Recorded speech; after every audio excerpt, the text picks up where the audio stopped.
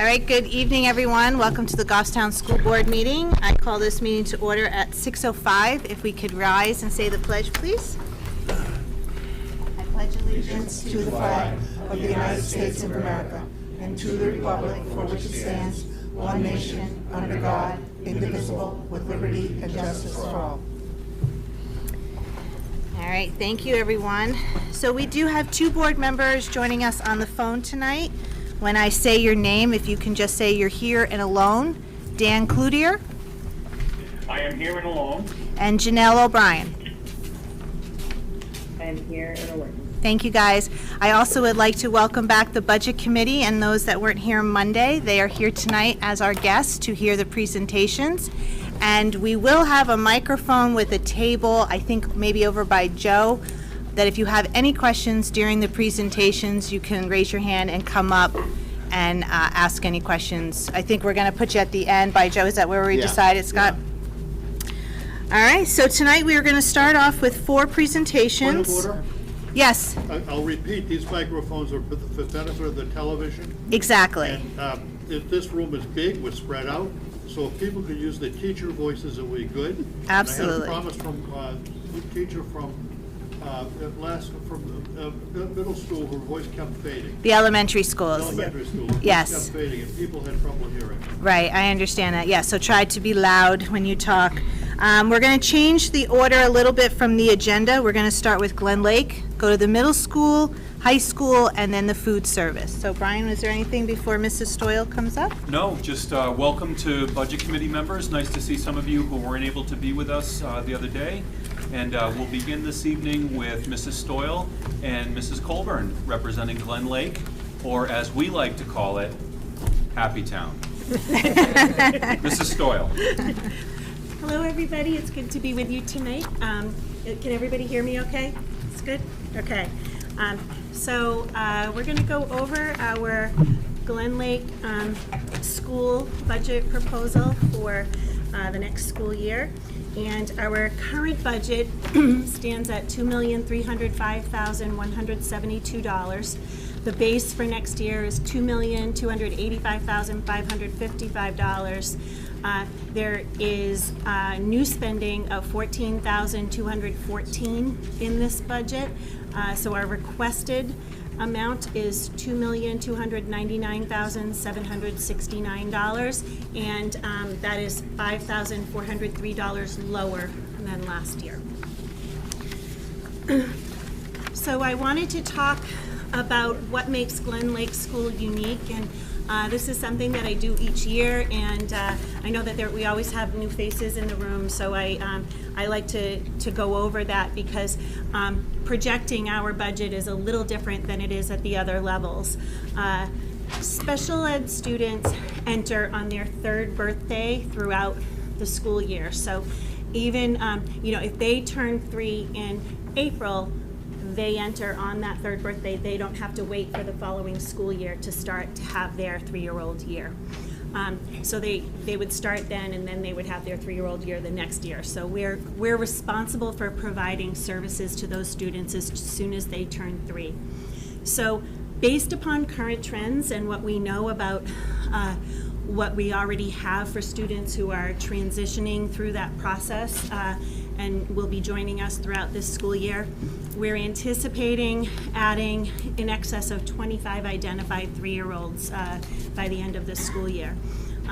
Students can also enter at any point after their 3rd birthday, and we have a child find process for that, and we also anticipate adding some identified 4-year-olds and some that are 3 but past their 3rd birthday through child find as well. What's important to understand is that there isn't any mechanism to forecast the number of students or their unique needs who are going to age into our program over the course of the year.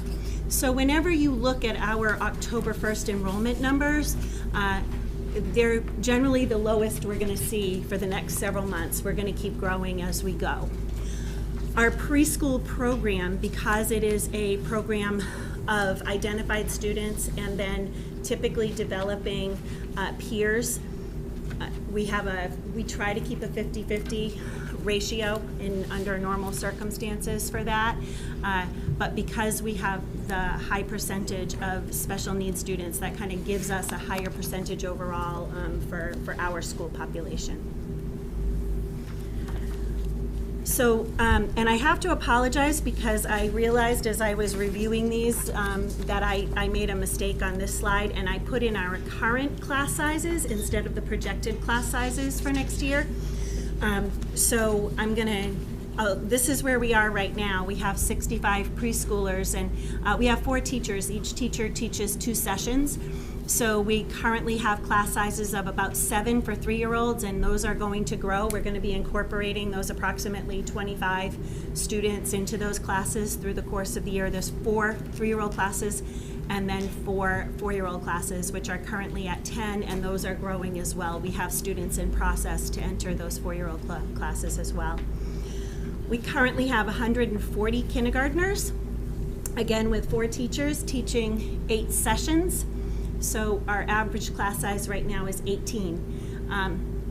And that's, when it starts getting much higher than that, I'm not so comfortable with our kindergarten numbers being bigger than that. So right now we have a total of 205 students. And like I said, that will grow with 8 classroom teachers. Now looking at next year, to update this slide to what I should have put on the projections, if we added in the normal number of role models, we would have another 30 students in preschool, giving us 95 preschoolers, and we would be running an average class size of 12 between the 3 and 4-year-olds, a little smaller for the 3s at the beginning of the year and a little higher for the 4s. We still don't have a full contingent of role models because of the uncertainty from coming from last year in a situation where we were not incorporating role models as we normally would because of the pandemic. Coming into this year, there was some uncertainty, so it was late that we put the word out to get role model applications. So we had families who normally would have considered Glen Lake that had made plans for other schools, and some that are just, because of the pandemic, avoiding preschool. We still have on our website a way for parents to inquire to have their child be a role model for this year. So, but if we added that would give us 95 preschoolers, and then looking at the number of preschoolers for kindergartners for this year that didn't end up attending, or they pulled out at the beginning of the year for a number of reasons. We had some that decided to send their child to a private school. They maybe didn't agree with something that was going on within the schools, or they were more comfortable in another setting due to pandemic conditions. There were students who they just decided to keep them home. They weren't comfortable. So based on that, and looking at the number that we didn't have attending who had expressed an interest in enrolling to begin with, we would project 160 under normal circumstances. So that's what I have as my projection for next year, for a total of 255. And you'll see that in the last column of the following slide.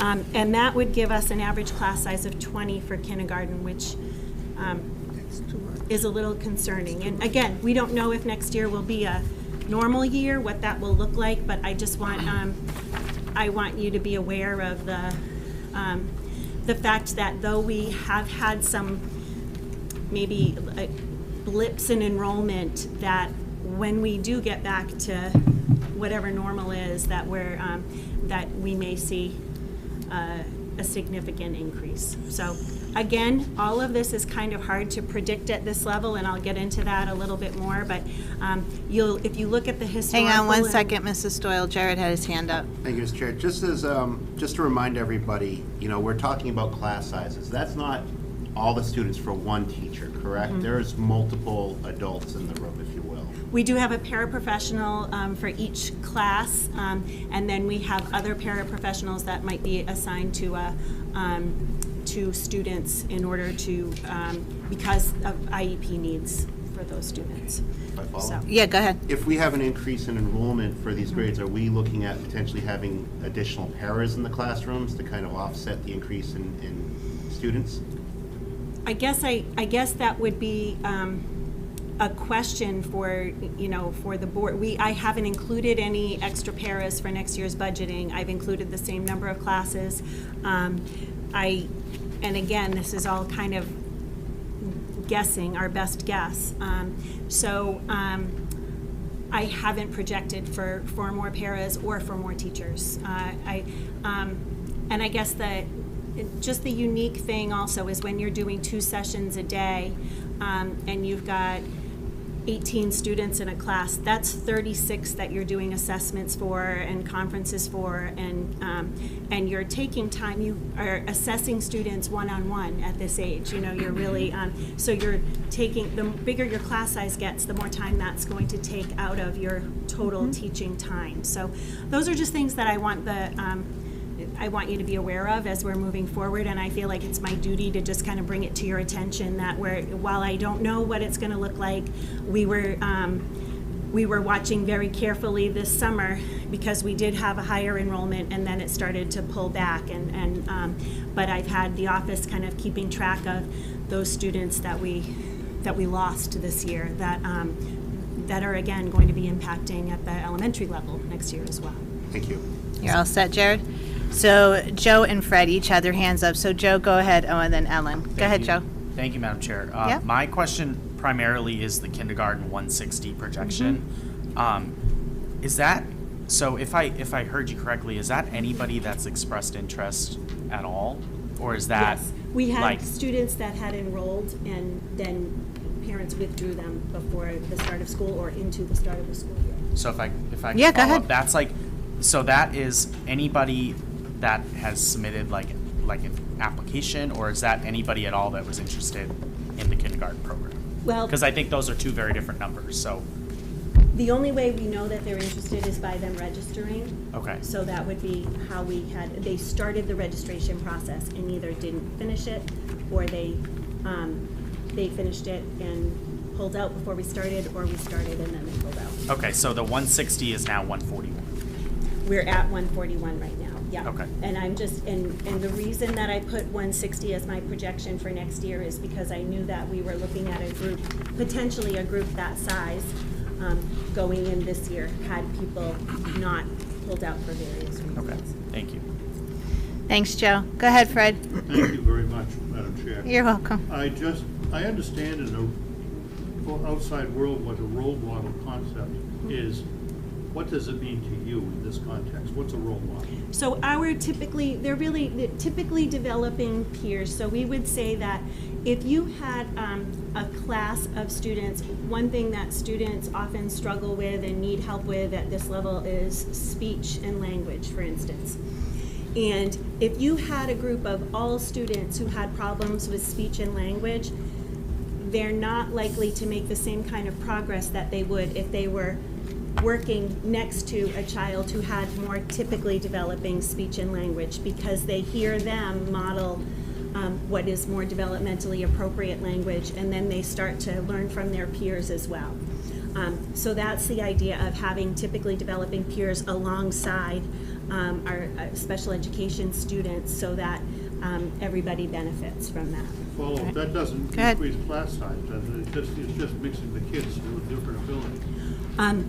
Yes, but we don't have, so the way that students come into our preschool is they are either identified students who have special needs, or they are tuition paying peer role models. This year, we don't have our full number because we didn't have the interest.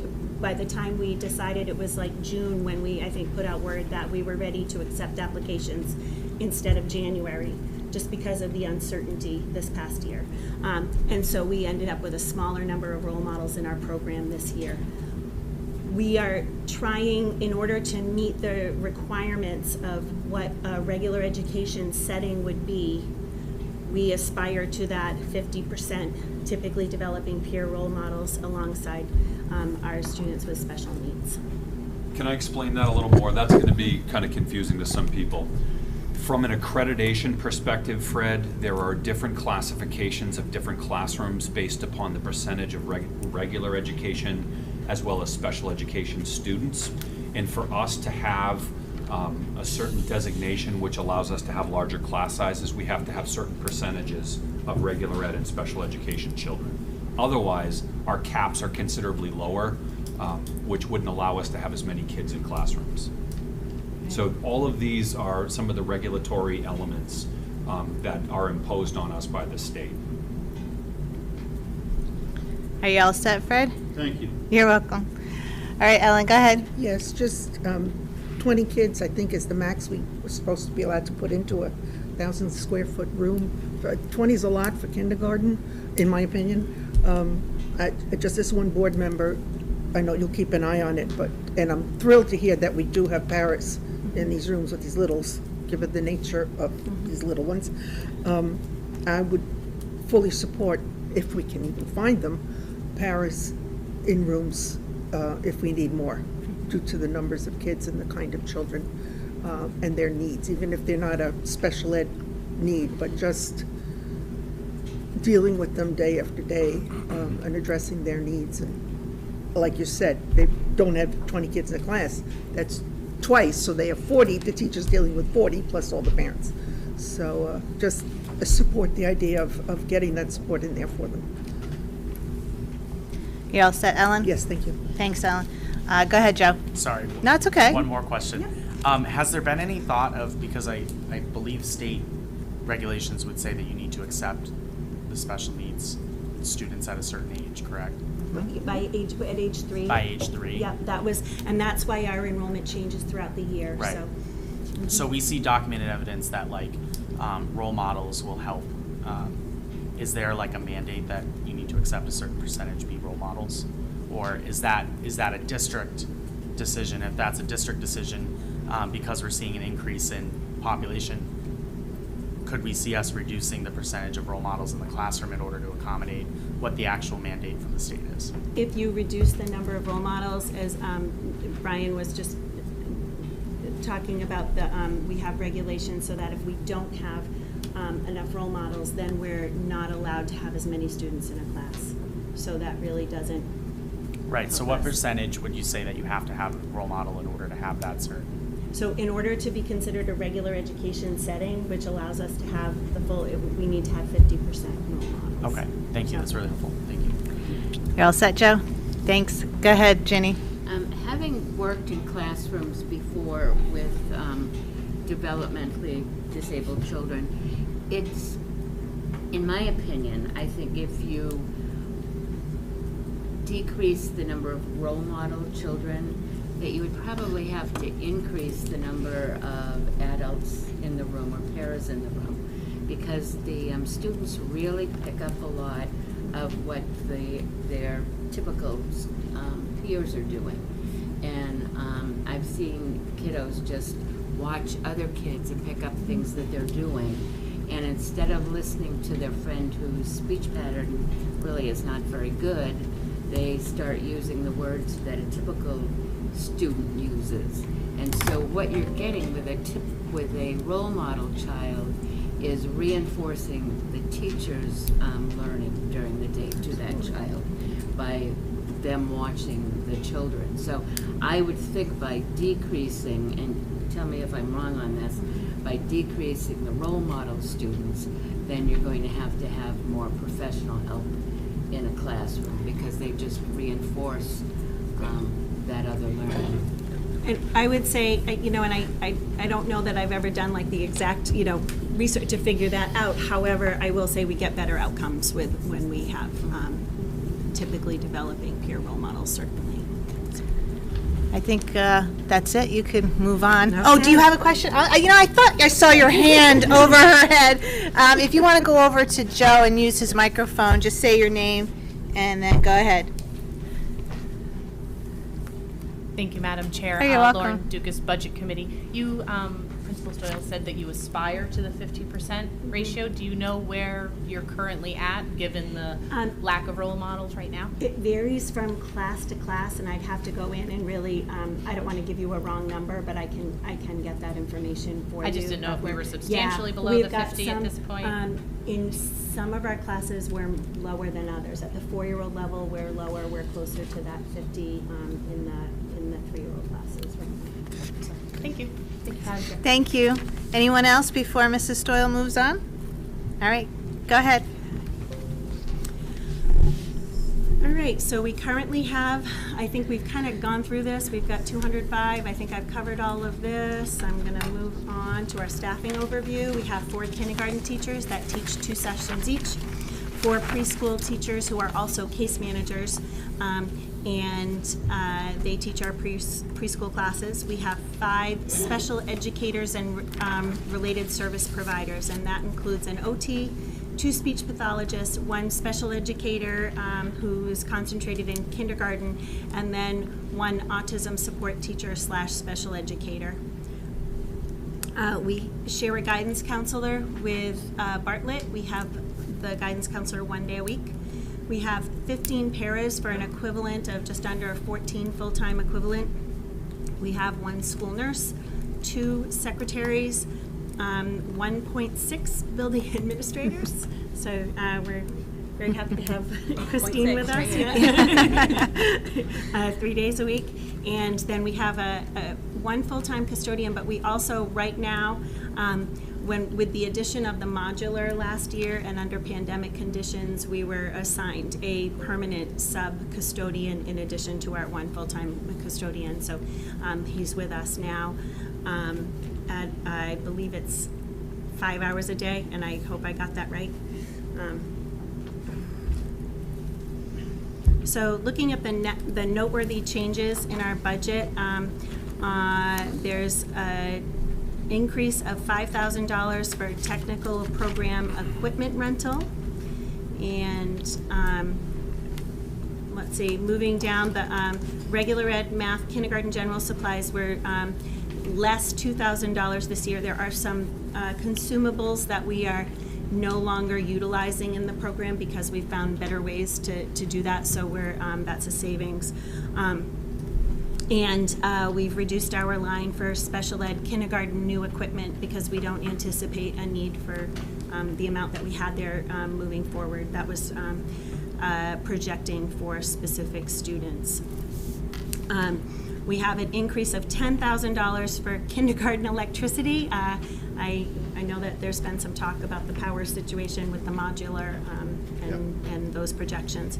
And then an increase of $1,800 in grounds kindergarten maintenance.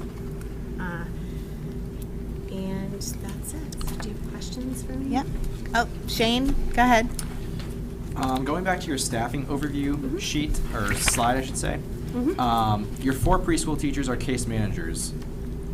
Are they the ones that write students' IEPs, or is that the special educator or special educators? They're early childhood special educators who write the IEPs, and our preschool teachers are all the ones who are writing IEPs are dual certified, so they have that early childhood and they're special ed certified as well. Okay, so all of those 4 preschool teachers write IEPs and do all of that evaluations and all that type of stuff. Okay, thank you. Yep.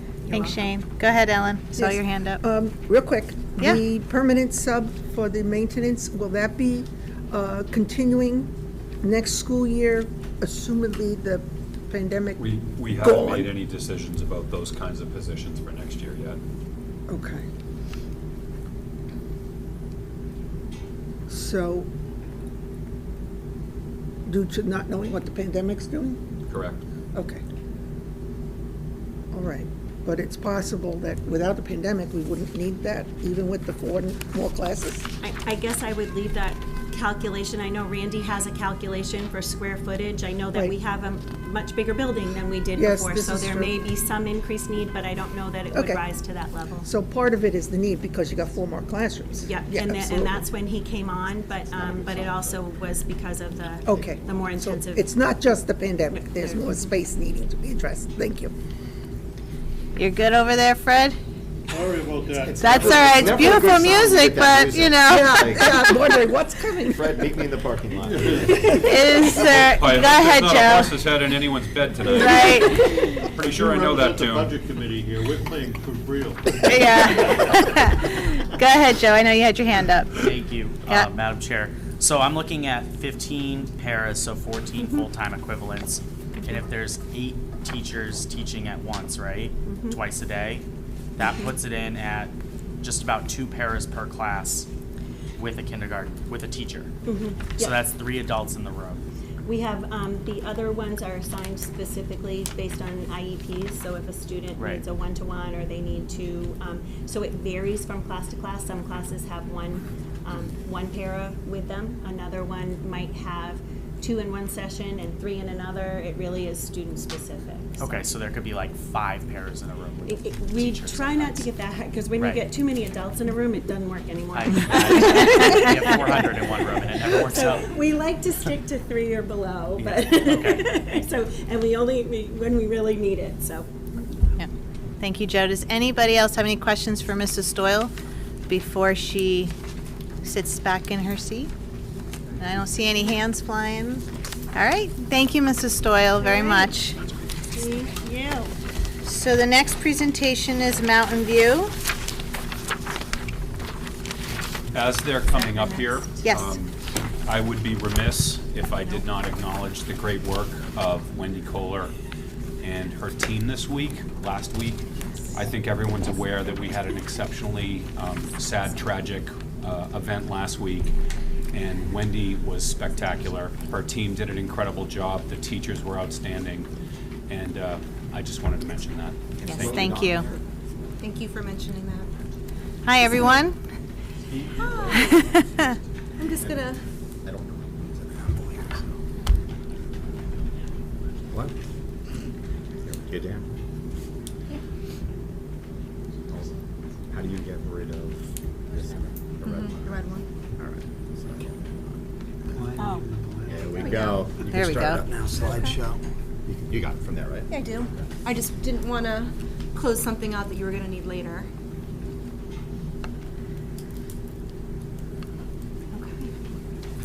Good evening, everyone. Hello. Before we get started, I just wanted to take a moment to introduce the team that surrounds me. Yeah. Lyle Hamill, our curriculum coordinator. Hi.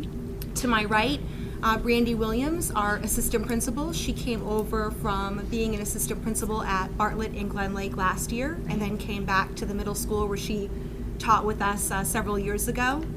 Next to Brandy is Kim Rivers, our special education facilitator, and on her other side is Joshua Lewis, who is our dean of students. So, just wanted to Welcome. make sure everybody knew everyone. Thank you. Appreciate that.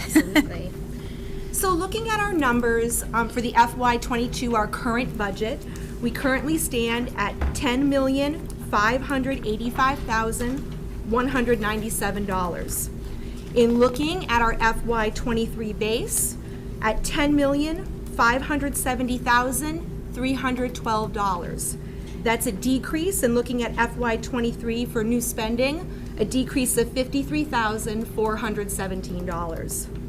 In looking at our FY23 requested of $10,516,895, in looking at the difference between FY22 and FY23 is an overall decrease of $68,302.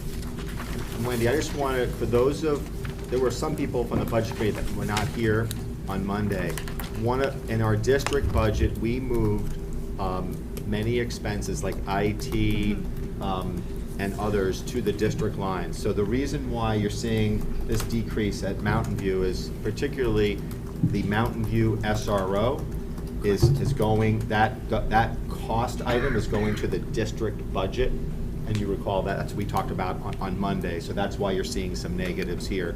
So you'll see a decrease of 84,000 in Mountain View, and then the district budget has 84,000 in the new column as a plus. Go ahead, Fred. Yes, I'm not up with the acronyms as you are, SRO. School Resource Officer. Thank It's you. the first acronym that I actually know. Thank you, Fred. Oh, go ahead, Peter. Just a real quick question, Madam Chair. Sure. Just a quick question. just to go back to what Scott said, the next page we're gonna see over here are 84,000 SRO paid by the town of Goffstown. Right. That's not really paid by the town of Goffstown, it's paid to the town of Goffstown, or you moved it to the district? It's going to the district, meaning that the police department will be in their budget, the revenue source. We used to pay the town. Right. And now we're still paying the town, but not for the SRO, but for other services. So it's kind of, maybe it's semantically, does that help? No. No. I'll get it at the other end, I'll figure You'll get it at your other meeting. Maybe, in case we have to make a change. Yeah. Go ahead. All right, go ahead, Mrs. Kohler. Thank you. So looking at our, just want to make sure, I think I went by one. Apologize. Looking at our historical enrollment numbers, you can see for next year, we are projected at 825, and clearly you can see all of our numbers from 2017 right up until our projection from next year. You are going to notice a slight decrease, and that is because we have a significantly smaller class joining us from New Boston in 7th grade next year. We typically see anywhere between 80 and 85 students that join us on a yearly basis. And next year, at this time, we only have 64 students coming from New Boston. So typically, Mrs. Underwood has 4 sections in 6th grade, and this year she only has 3 sections of 6th grade. I do want to mention, and it's not up here, but looking at the following year for the 23-24, interestingly enough, if you look at our projected number for next year for our what will be our 6th grade next year, that's a high number, that 185. And in speaking and in looking at the data from New Boston, they have a significantly high class the year after that will be joining us. They'll have 97 students coming. So we will end up the year after at 282 students if things do hold where they are. So I just want to mention that since we are kind of looking at projections and moving forward. So that's a small blip for next year, but those numbers are going to pick right back up again. In looking at our projected class sizes, next year for grade 5, we're looking at a ratio of 21 to 1 adult. In the 6th grade, 23 to 1. 7th grade is 19 to 1. In 8th grade is 20 to 1. Unlike at the elementary school, for those of you that don't know a little bit about middle school, we do work in a team atmosphere.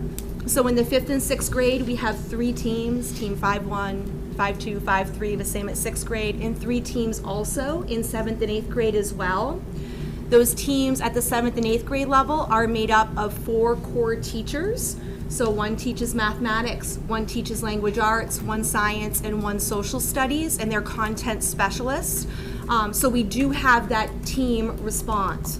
I also want to mention that when you're looking at these numbers for the 7th and 8th grade level, those numbers don't always end up being clean. So when you're looking at that and you're saying, wow, that's great, 19 to 1 in a 7th grade class, yes, that's true.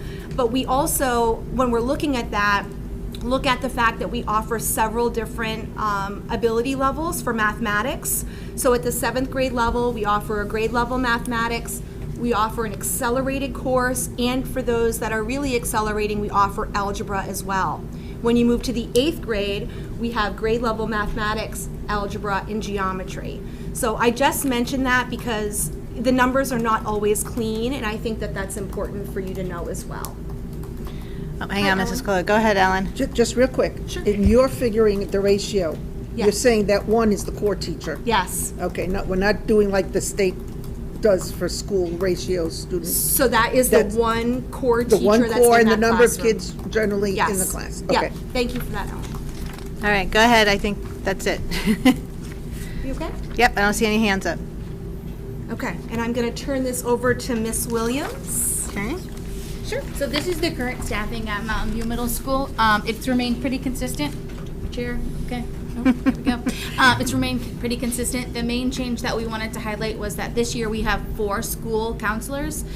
We were able to use some ESSER care money to fund 0.5 counselor and combine it with the previous 0.5 counselor position, so that we have 4 counselors, 1 per grade, and that allows the counselors to loop with students as they move up in the grades and establish that really great connection.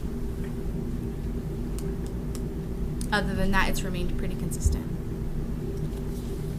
Can I add to that? Do you mind? Oh, no, please come.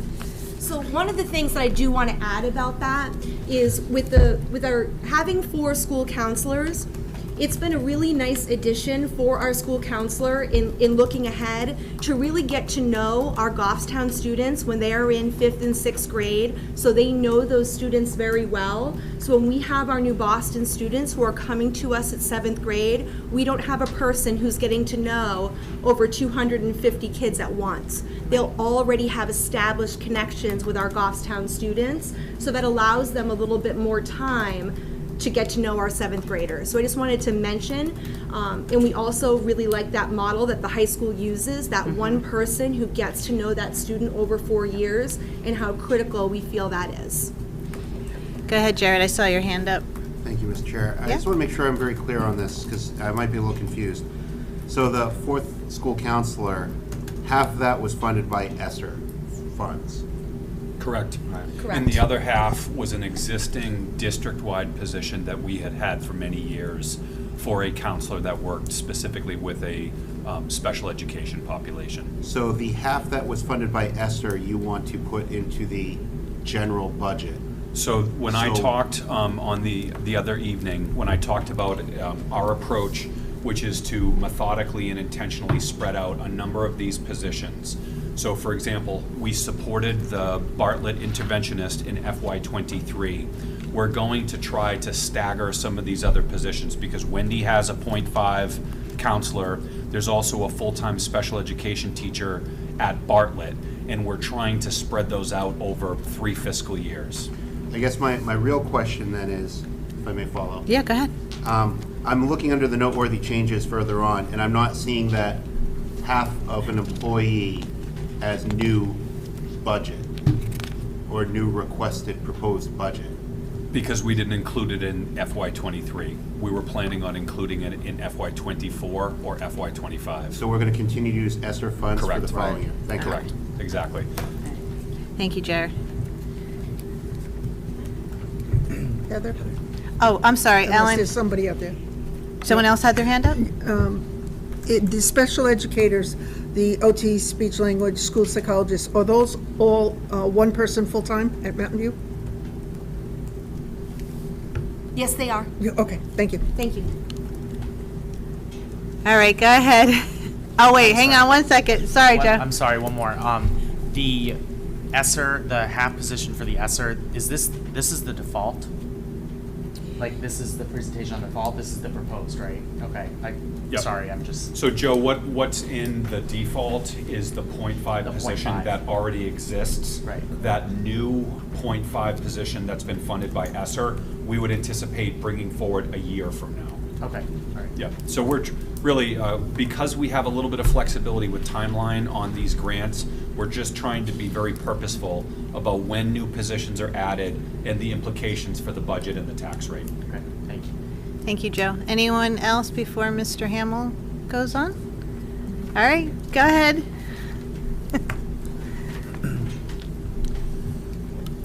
For the first part of our noteworthy changes for our budget request, the first item was just under discussion for Mr. Gross regarding our school resource officer being transferred from the Mountain View budget to the district budget. The next item for $400 in regular education maintenance deals with the increased cost of our annual microscope cleaning and recalibration. Following that, $5,000 has been added for math supplies, which is our Cengage manipulatives, which means our Big Idea math program student workbooks, the consumable journals that every student has. Following that, an increase of $300 in regular education testing, the increase of cost of supplies. When we conduct our state assessments, each student needs their own set of earbuds.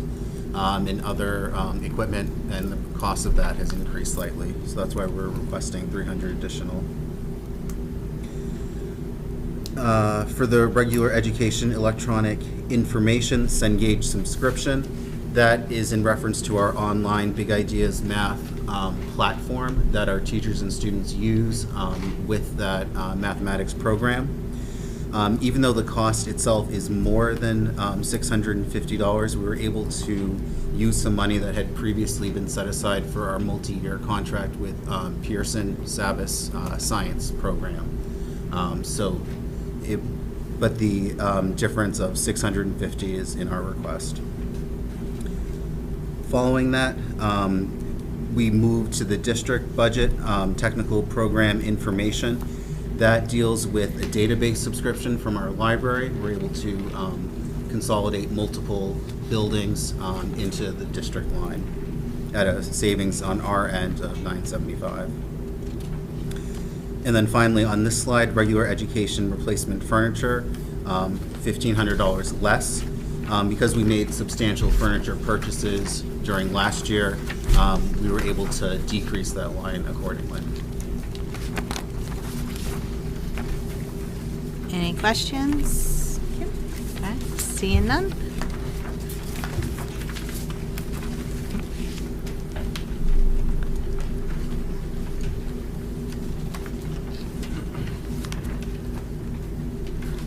All right, so for the first one right there, you can see the general education supplies is decreased by $1,000. That's based on the supplies that we have in the school already and can reuse for the projected needs of the students that are coming to us next year. Same thing for the next line, special ed books and printed materials. We have over the years been able to create a pretty good library of teacher materials. So we don't need to buy any teacher materials next year, kind of those hard copies, but what we do need is more consumables for students. So that's why we were able to decrease that line by the $1,500. The next one, the tech program non-capital software, we were able to consolidate some media licenses. So instead of it kind of being individually by our school, it's more district-wide right now, which is a decrease in funding overall for the licenses. So that total comes to $1,895. For the next line, in the world of technology, we're able to kind of save on postage. So that principal postage has been decreased by $2,000. Our report cards are going out electronically to parents now, as are our progress reports. The PAWS Prize newsletter, or the PAWS news that is sent out electronically as well. So we have a savings there. For our honors dinner, you can see that there is a $500 increase in there. I think when we all go shopping, we recognize that there's an increase in food right now. So we're anticipating that for the student needs in the spring when we celebrate their accomplishments. If there's any questions, I'm going to turn these over to Scott, but for the next one, building, water, and sewer. So I get sewer. And that's okay. It's a metaphor, Mr. Gross. I prefer to focus on water. Right. Because the sewer line is relatively stable. Now the water line increased we're putting irrigation system at Mountain View. I contacted Bruce Rand at the Grassmere Water Precinct, and he gave me about a $4,000 number on irrigating that field based upon what the town had experienced when we just put some irrigation down at the transfer station. Yeah. So Bruce gave me that number. That's an estimate. And also we had a backflow testing is something that's relatively new that we didn't, well, it's been the last couple of years, but we haven't budgeted for it. It's $100, and then another $500 in terms of increased just regular water usage in the building.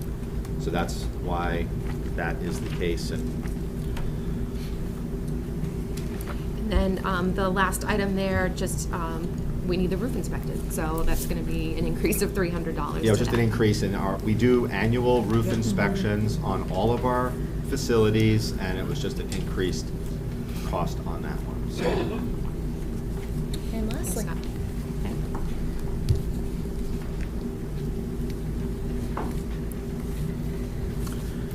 Okay, last for our noteworthy changes, for building and propane, which is a 46,000 gallon tank at the current rate of $1.58. We're looking at an increased cost of about $4,732. For grounds and maintenance, snow removal, mulch, and things of that nature, we're looking at another increase of about $3,550. That includes pest control, and this is all based off of actuals. And then next we have the athletic student transportation with an increase of about 3% at $745. And then the field trip student transportation increase of about 3%, which is another $153, and that is a contractual thing that we have with the bus company. And I just wanted to let the Budget Committee and the school board know that you'll see, I think in 3 or 4 of our schools, a lot. We do use a pest company, JP Pest, for prevention, mostly indoors, and we've been having issues with outdoor pests. So you'll see some of that, I think, at like, Randy included that, and I think four of the 5 schools. So just know that. And it's not huge, but it's there. Oh, sorry, Jared, go ahead. This might be a question for Mr. Gross, Mr. Chair. So as we look at athletic transportation, field trip transportation, I imagine that our actuals for the past 2 years is going to be close to zero. Oh, yeah. Athletics will be at zero. At zero, because We unfortunately 2 years. have not been able to offer any middle school athletic transportation due to the school bus shortage and the inconsistency of the runs. So I just want to remind not only the school board, but the budget committee, looking at actuals for some of these might be difficult during the COVID years when we look at the actuals versus what we're proposing. So just keep that in mind, that if we have questions about those types of situations, let's please bring them up and talk to them while we have the financial people with us. Great, thank you, Jared. Go ahead. I just also wanted to add, to make sure a few of the budget committee members that are with us this evening, when we talk about things like budgeting for energy, we have a very conservative interpretation of the default statute. So I want everyone to recognize that RSA 4013 is what establishes the statute for the default budget. So when we budget for things like propane, we budget, our default is the number that was budgeted previously. There are a lot of school districts that say you got to keep the heat on, you got to keep the lights on. So whatever the fluctuating cost of that commodity, whether it's propane, it's number 2 heating fuel, it's per kilowatt hour for electricity, we budget the number. And whenever there's an increase, that's new spending for us. So this may seem like a subtlety, but a lot of school districts put it all in default, because they either do it by consumption, so we consumed X number of gallons of propane, and then irrespective of the particular per gallon cost, they just increase it. We don't do that. So I just wanted budget committee members to hear that again, because energy is about $100,000 of our total amount that's over default. So we're just over 300 or so over default. 1/3 of that is energy. And a lot of school districts would bake that into the default, and we did not do that. We were well coached by a former budget committee chair 15 years ago. Thanks, Brian. And you have taken it well. Thanks, Dan. Does anybody have questions for the Mountain View? Go ahead, Thank you, Peter. Do revenues get assigned to the schools? Like, no? Not necessarily, no. Tuition revenue, we try, because we charge New Boston for Mountain View and we do track that, but not necessarily, no. So with the reduction projected from New Boston, that must affect your revenues for that, for Mountain? It does. So, and that, Fred and I were just talking about this before the meeting started. Revenues are probably my greatest challenge in my role, due to tuition fluctuations in terms of the enrollment fluctuations and resultant tuition, and then on the state level, because it does change. So I try to be conservative, and then at the end, if I am conservative and the revenues come in more, it's a fund balance thing. So it goes to offset taxes. So it still goes back, but it's dangerous. It can be dangerous when Wendy said before, you're looking at, like, say 25, 30, 40 kids. I mean, at $14,000 a pop. That's not insignificant. And the unfortunate thing about this one in particular, Pete, is we can't necessarily reduce staff, because if you're missing a couple of kids here and, they're spread out over multiple classrooms. New Boston has a history of this. The current senior class was the last small cohort. So I think that one might have been about this same size. But so every 4 or 5 years, we get one of these anomalies from New Boston, and we know when they're coming because we watch them, through the grades that there's a smaller group. But unfortunately, it does mean a decrease in the revenues. And if I could, this is a good segue, because it's going to be coming for discussion down the road, hopefully, that contingency, they call it a fund, but it's a set aside of your existing fund. That really helps, New Boston or even Goffstown, because let's use the case of a New Boston where all of a sudden now there's 30 more kids move in, and that happened, 6 or 7 years ago? 33 all kids. These kids moved in. Now they're like, oh my God, what are we going to do? Deficit spend, et cetera. Now, if you have those monies, then you could use those for that unexpected issue. So that's a helpful thing to have. Yeah, go ahead, Peter. I'm going back to we talked about energy and default budget. Now, do you do any long-term contracts to say fuel or We do. propane? So any increases in that contract, because it is a contract, you can increase your default budget by that much. That's not my interpretation of it. Well, the other side, 4013 says if you have a Because the contract, my The contract interpretation- wasn't approved by the voters. A contract that's Our approved by the interpretation voters, is that's can, the difference. But not one that's approved by the governing body. It Right. has to be the legislative body, which is the citizenry. So for example, Pete, when we have salary increases for a teacher or a support staff contract, those we do include because those are approved by the voters. There was a change like 2 years ago about that. I'm good, thank you. All right, thank you, Peter. So I saw Joe and Fred, so whoever wants to go I'll save first. mine for another day. Oh, are you sure? Yeah. Okay, go ahead, Fred. What's a dean of students? Me. Yeah. It's a great question. A dean of students is kind of like an assistant principal. Mr. Lewis has the profound pleasure of doing a lot of student discipline, student management, student oversight, and supervision. So you're the ogre, huh? Indeed. Mr. Lewis is a very good man. I'm teasing, of course. I make typographical errors all the time myself, but I delight when I find them in a school presentation. And maintenance and buildings was missing an N. Well, thank you for that. We appreciate it. Fred, congratulations. Wow. It was a contest. So is there any more questions for the Mountain View team before they go back to their seats? Thank you very much. Thank you Really guys so appreciate much your for time. coming. All right, go ahead. Lastly, for our presentation, we are welcoming Mrs. McCann. Yes. And if Mr. McBride, our principal, were here, he would affectionately refer to Mrs. McCann as the Chief Financial Officer of Goffstown High School. So I wanted to note that for Mr. McBride. Thank you. Been there. You've heard that before. Yes, I have. Right. Thank you. All right. As we get started here, one of the biggest things you're going to see is a significant decrease looking at the high school requested budget for next year. And there's a few very, very large factors in this. The first of which is that the bond has been satisfied for the last major renovation project that was done in 2001. So that is a significant amount of money that comes out of the high school proposed budget. Additionally, we have a number of positions, as were talked about on Monday, that have moved from the high school lines to district level lines. And we also had a teaching position last year that we moved to support the addition of an elementary coach at the elementary school. So those are big pieces in that differential. And when you look at the requested new spending of $80,000, the high school is a very large portion of those increased energy costs that have been discussed. So over 50% of that number is going to be relative to propane. So close to $43,000 of new spending in this budget is tied to that piece.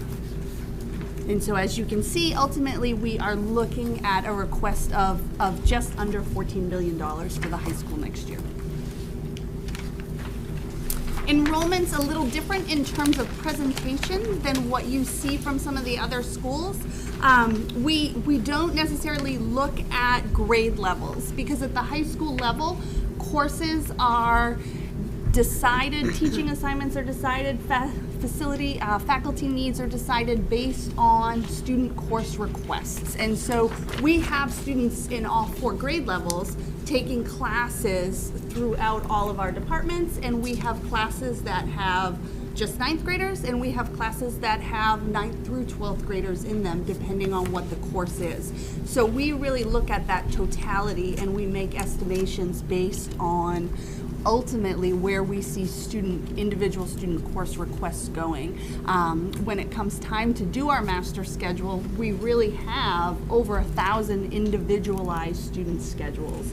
We start from scratch every year based solely on student requests as we look at how many sections of every class to offer in all of our departments. And with that, as we see ebbs and flows over time, we also are able to more easily kind of move positions within our existing financial structure rather than having to bring in a new teacher in a particular department area.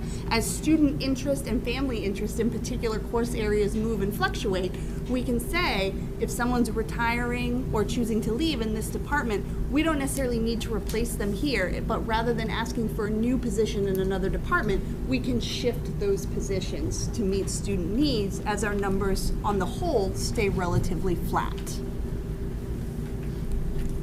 So with our current staffing, we have 96 full-time equivalents. Some of these are part-time teachers, and we also do have a few unfilled positions this year.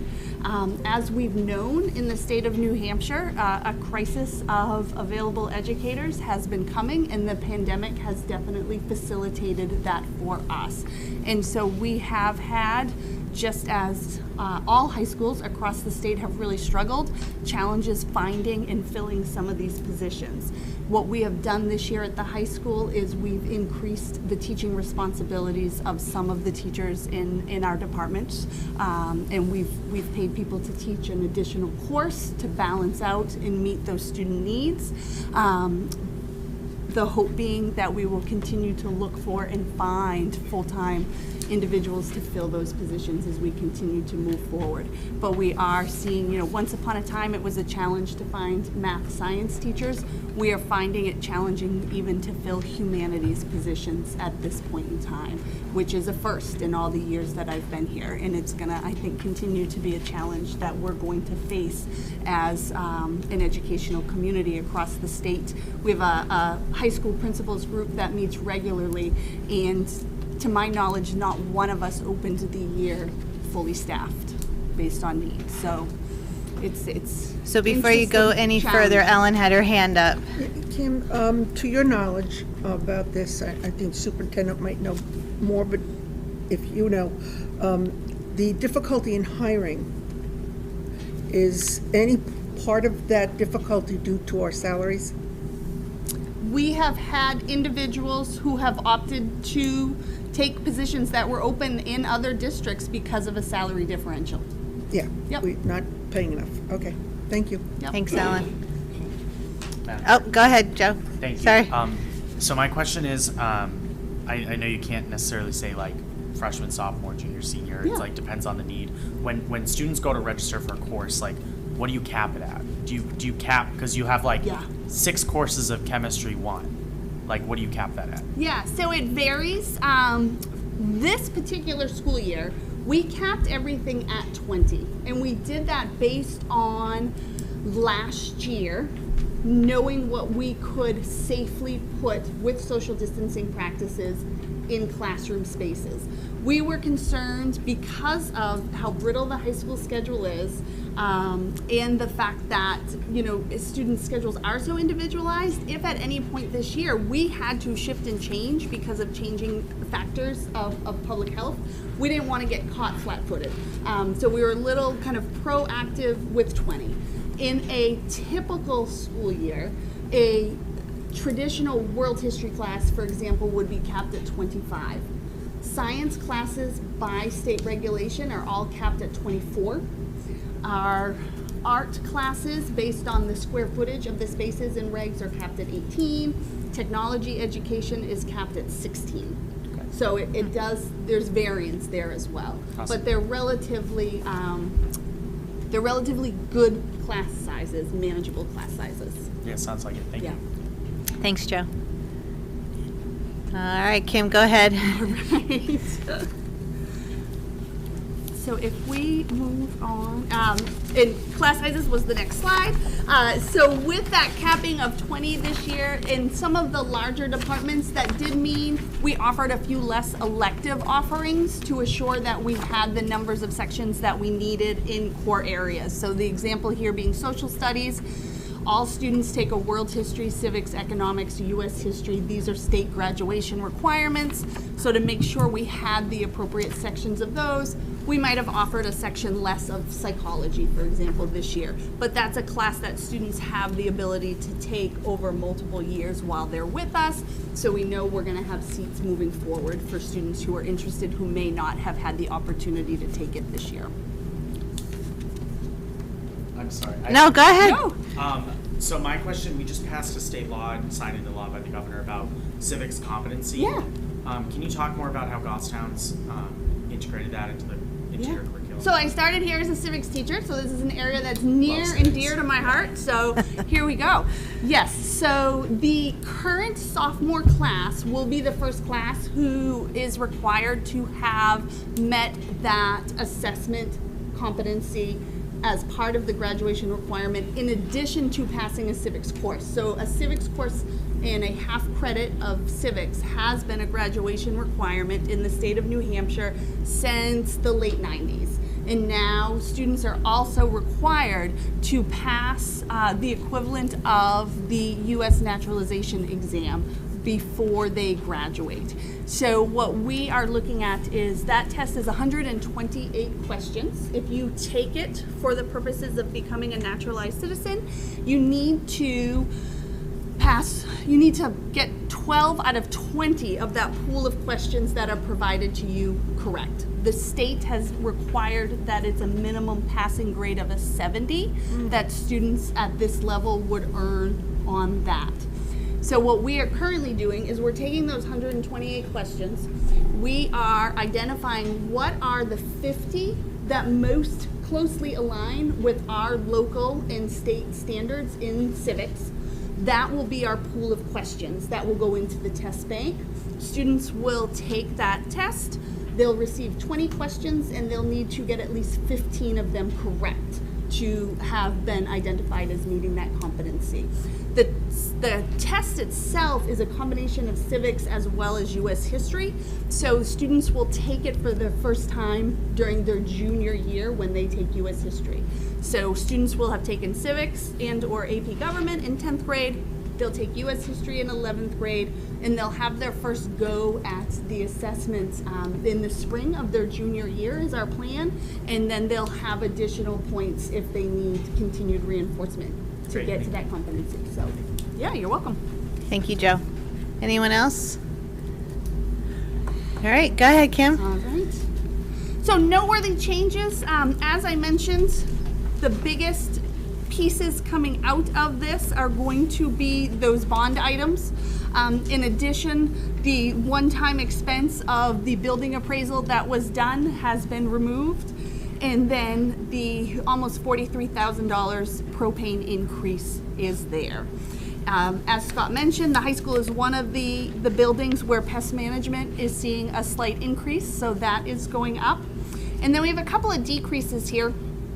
Replacement furniture, $8,500. This will bring that line back down to where we typically keep it. We look to keep about $30,000 in that line. It allows us to replace typically about 4 to 5 classrooms worth of furniture every year, as well as meet the need for incidentals that may come up. We have over 65 instructional spaces in the building. So doing 4 or 5 classrooms a year means that roughly every 15 years, a classroom's worth of furniture is being swapped out and replaced. $8,500 last year differential was specialized furniture for our culinary arts classroom. So having done that, that comes out, the line goes back to we normally keep it. Printing and binding, $5,000. This is part of what we cost out for student agenda books. What we are seeing is with some decreased numbers in enrollment, we can reduce the number of agenda books that we are purchasing. And we're also finding that as students are getting older, they are finding, which is what we want ultimately, right? They're finding a way to manage and track their work and their needs in the manner that works best for them. And it may be electronic, it may be that agenda book, but we see fewer of our older students using it. So we'll continue to purchase it for all of our 9th and 10th graders, and then we'll make copies available for our juniors and seniors who would like to have copies of it and to use that physical agenda that we typically have provided and purchased for all 4 years, and do find untouched in lockers at the end of the year sometimes. So trying to accommodate that. The other big area where you are going to see some increases is looking at non-athletic co-curricular areas. And we've talked about this as a group for a couple of years now. There is some differential with athletics and looking to provide additional support for our non-athletic co-curriculars as we move forward. And right now the focus is bringing the performing arts costs into the general fund. And this is an area where, as Scott has discussed prior, we've had some challenges with the audit, that there's a lot of monies through fundraising and ticket sales and the general fund kind of commingling and coming together and trying to fund these programs, and trying to clean that up, as well as have it be more consistent with what we do in other areas. So some of the big things that you're going to see that are different here is $3,300 for all state music participation. So one of the things that a lot of people don't realize is that when our students audition for these state level recognitions, if they're selected to participate in these programs, they're then given a $225 invoice to participate. And so for the honor of representing the school at the all-state festivals, this is the cost that is associated with it. And we believe and would like to move toward the ability to support them in that and absorb that cost for families. And then a lot of the rest of this are our annual musical productions. And last year we were very fortunate that the SAU and the board worked with us to support and fund these programs. As you'll recall, we moved the February musical to a movie, and we produced The Addams Family, and then this summer we had our first live theater experience again here at the high school of Into the Woods. And so these are the actual costs associated with those programs that would allow them to run irregardless of ticket sales and other fundraising costs. Yeah, so this is where I do have to, chime in because this has been a big issue for our audits, and this will be the 3rd year where it's an audit finding, and one of the reasons is that there is just a very, very large amount of money that is funneling through the student accounts to support a program which by and large should be a school program. And what happens is that we've got about $40,000 to $50,000 of performing arts funneling through student accounts where they charge an admission fee, which arguably is a bit high for a high school performance. I wouldn't say a bit, it is high for a school performance, just to pay for what would ordinarily be part of a high school type experience. So at the end of the day, what we're looking to do is, these are the royalties and these types of costs are in the budget. Our teacher negotiations that we're talking about right now would address the stipends for your folks who are music directors and, the folks who are doing that. And then in response, when we do charge an admission to whether it be a Nutcracker or a musical or a drama performance, that gate will no longer go to the student activity fee. It will serve as a revenue for the district. What I'm going to be very upfront and very honest with you. That shortfall, there will be a shortfall, will probably be, so this whole thing is a net cost to the district, $15,000 to $20,000 after we get revenues from the ticket sales. So you're essentially putting in the performing arts into the budget, and hopefully through the teachers' contract, through stipends, et cetera. And with the revenues that come back from the admissions, it'll be about that $15,000 to perhaps $20,000 net cost to the district. Go ahead, Jared. Thank you, Mr. Chair. This proposed change that you're articulating, Scott, does that follow what we do for athletics, for basketball, for football, anything along those lines? It's all over the board, and that's kind of things that we have to, I think folks, the school board probably knows this, but those on the budget committee and the community might not. But although we have monies that are budgeted for co-curriculars, it does not cover the full cost of athletics, nor that's why there are football boosters. So a great example, we might have 6 coaches for freshman, JV, and varsity football, but we have many others that are volunteers. And a lot of our programs are not fully, totally fully funded. But the performing arts piece is the most egregious of all. I mean, it is, and I say that word lightly, it is not good. Well, but hang on, Scott. There was an ideological decision made 20 years ago that the performing arts department should be self-funded through ticket sales. Yep. That was 2 superintendents ago, and that policy has existed to this day. We are looking to stop that practice. We don't fund the performing arts commensurate with athletics. We have offered those programs, but unfortunately, to go see one of the wonderful productions is around $12 per adult. So if you have 2 adults and a couple of kids, you're spending, upwards of $50 or $60 to go to a performance. I want people to go to the performances. I just don't want them to have to spend $60. So we want to move these positions into the general fund, just like athletics. So, and again, no ill will of previous superintendents, but it was a conscious decision years ago to have this be self-funded.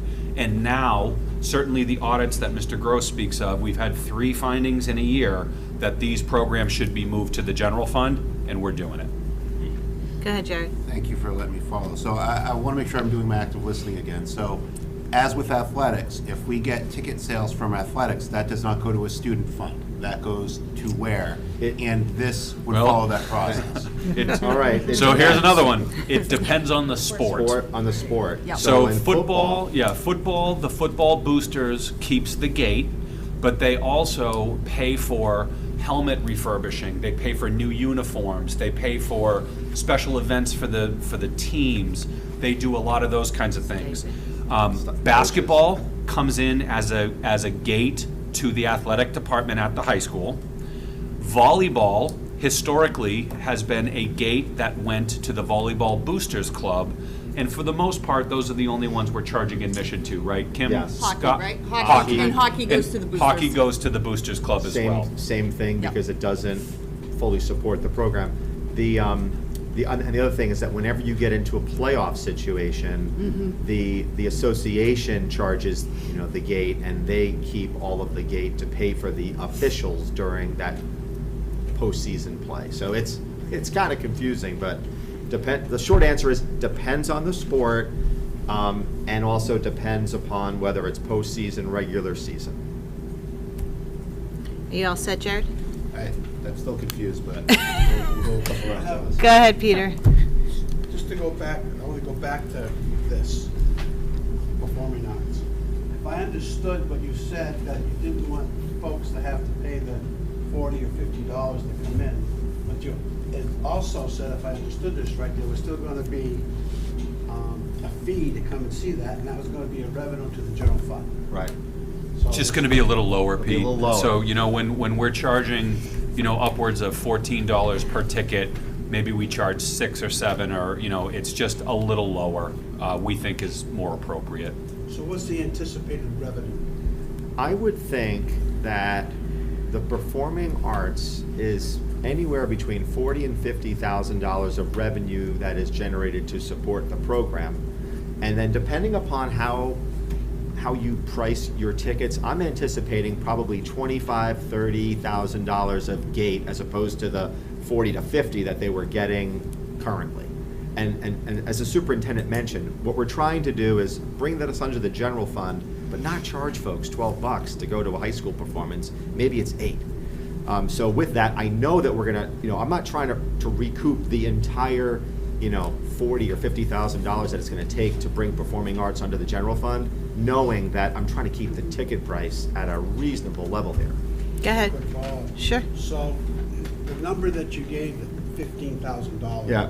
to the cost, that's figuring a factor based on your reduced Yes. fees? You got it.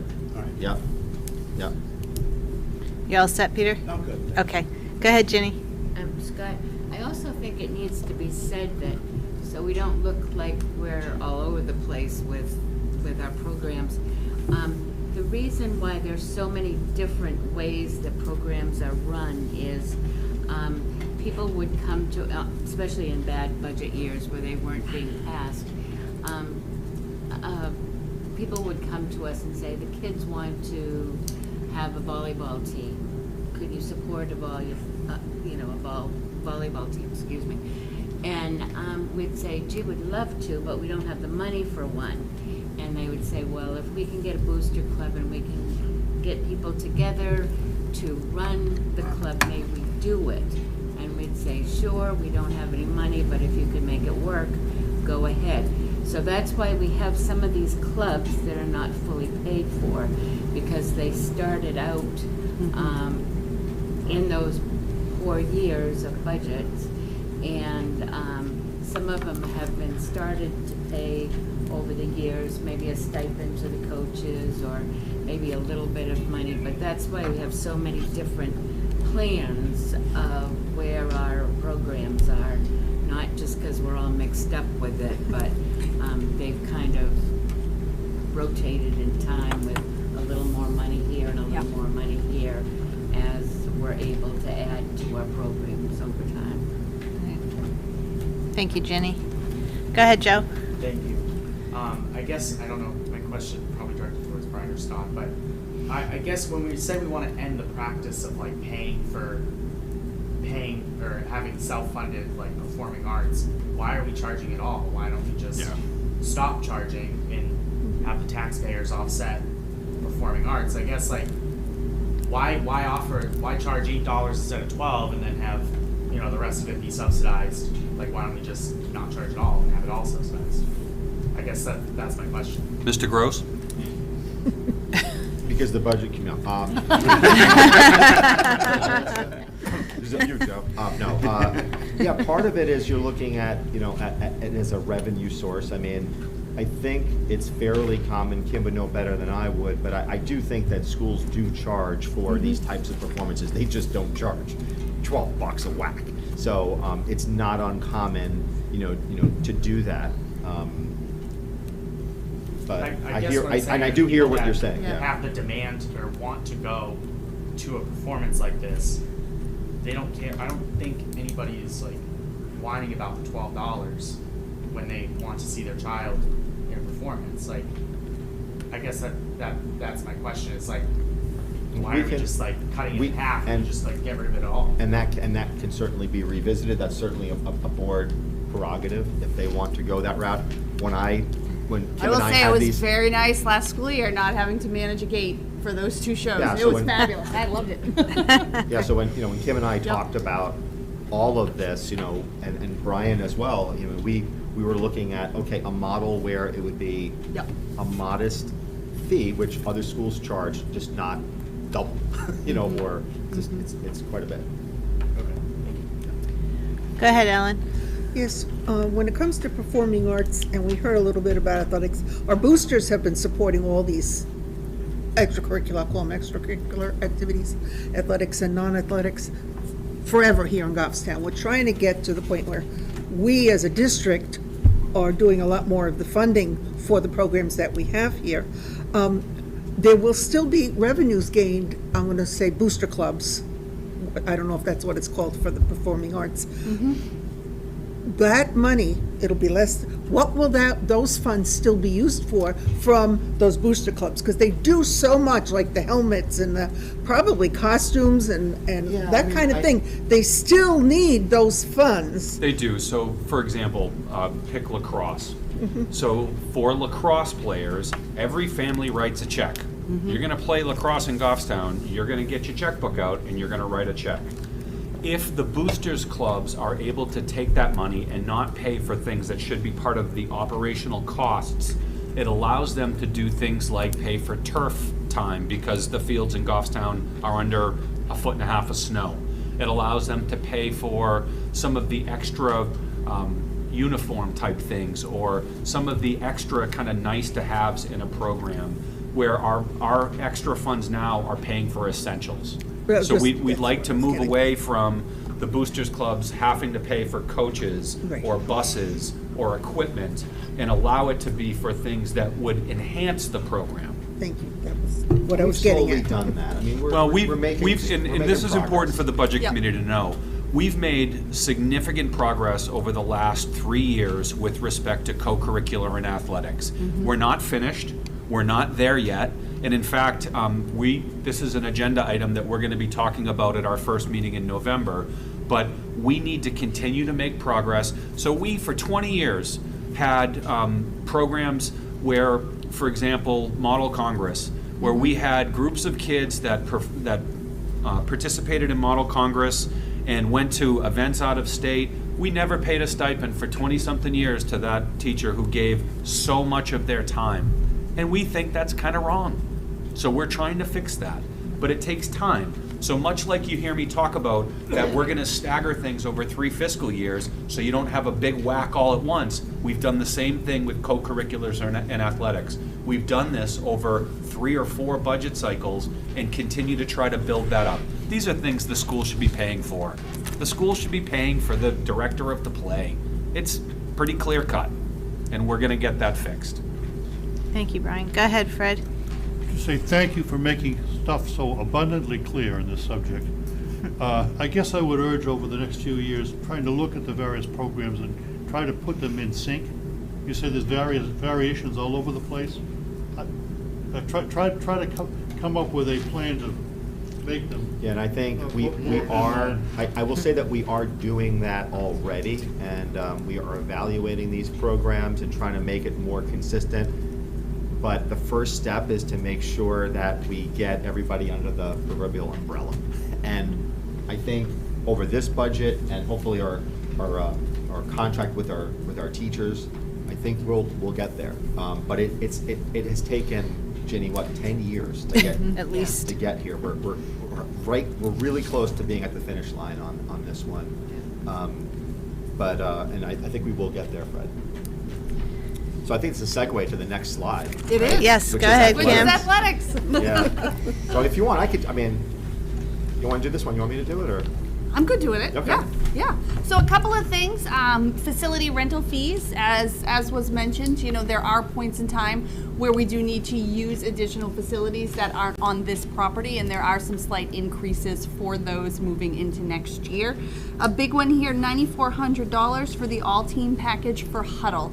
And this is the video program that is used to record practices, record games, and provide immediate feedback to students and players about the work that they are doing on the field, much like you provide feedback in the classroom. We've had a few teams who've used this and purchased it over the years.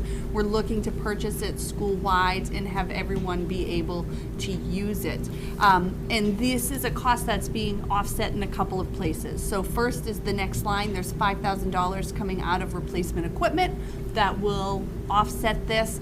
And the $5,000 that I talked about earlier in printing and binding will also offset this to get us to that cost. And this is actually something as well that our performing arts program can use in the theater, because we can record pieces of our rehearsals or our dance, our theater, our musicals, and then the kids can take and actually see that and what it looks like and make those same adjustments that our athletic participants And will Kim, I be should able also to add do. that COVID-19 really put, whether it be video in the theater, Yep. which we did through a grant, or Huddle, which we used last year due to COVID, but you have the ability to record it, and it's a remote camera in the gym, and it's also, then they also have portable ones, but then the student athletes, or in this case, the performers, can watch this at home.